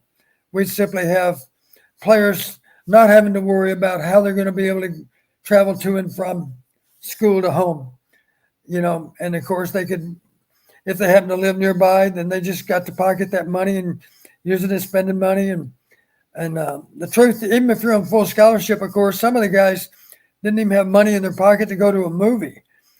Yeah, you're on full scholarship, but you still don't have any spending money because your family may not be in position to send you any spending money. So the guys were still stuck just eating dorm food and visiting with teammates in the dorm because they didn't have money to pay for a movie. So it's too bad that somebody didn't realize that 10 or 15 years ago and simply come up with a system of giving the players a little bit of the proceeds. Yeah, I get you. All right, folks, we'll be back for Iowa postgame. Why does it still say that? I changed it. Why? I don't understand what's happening here. Okay, there it goes. I don't know why it didn't update. Next Saturday, 11 a.m.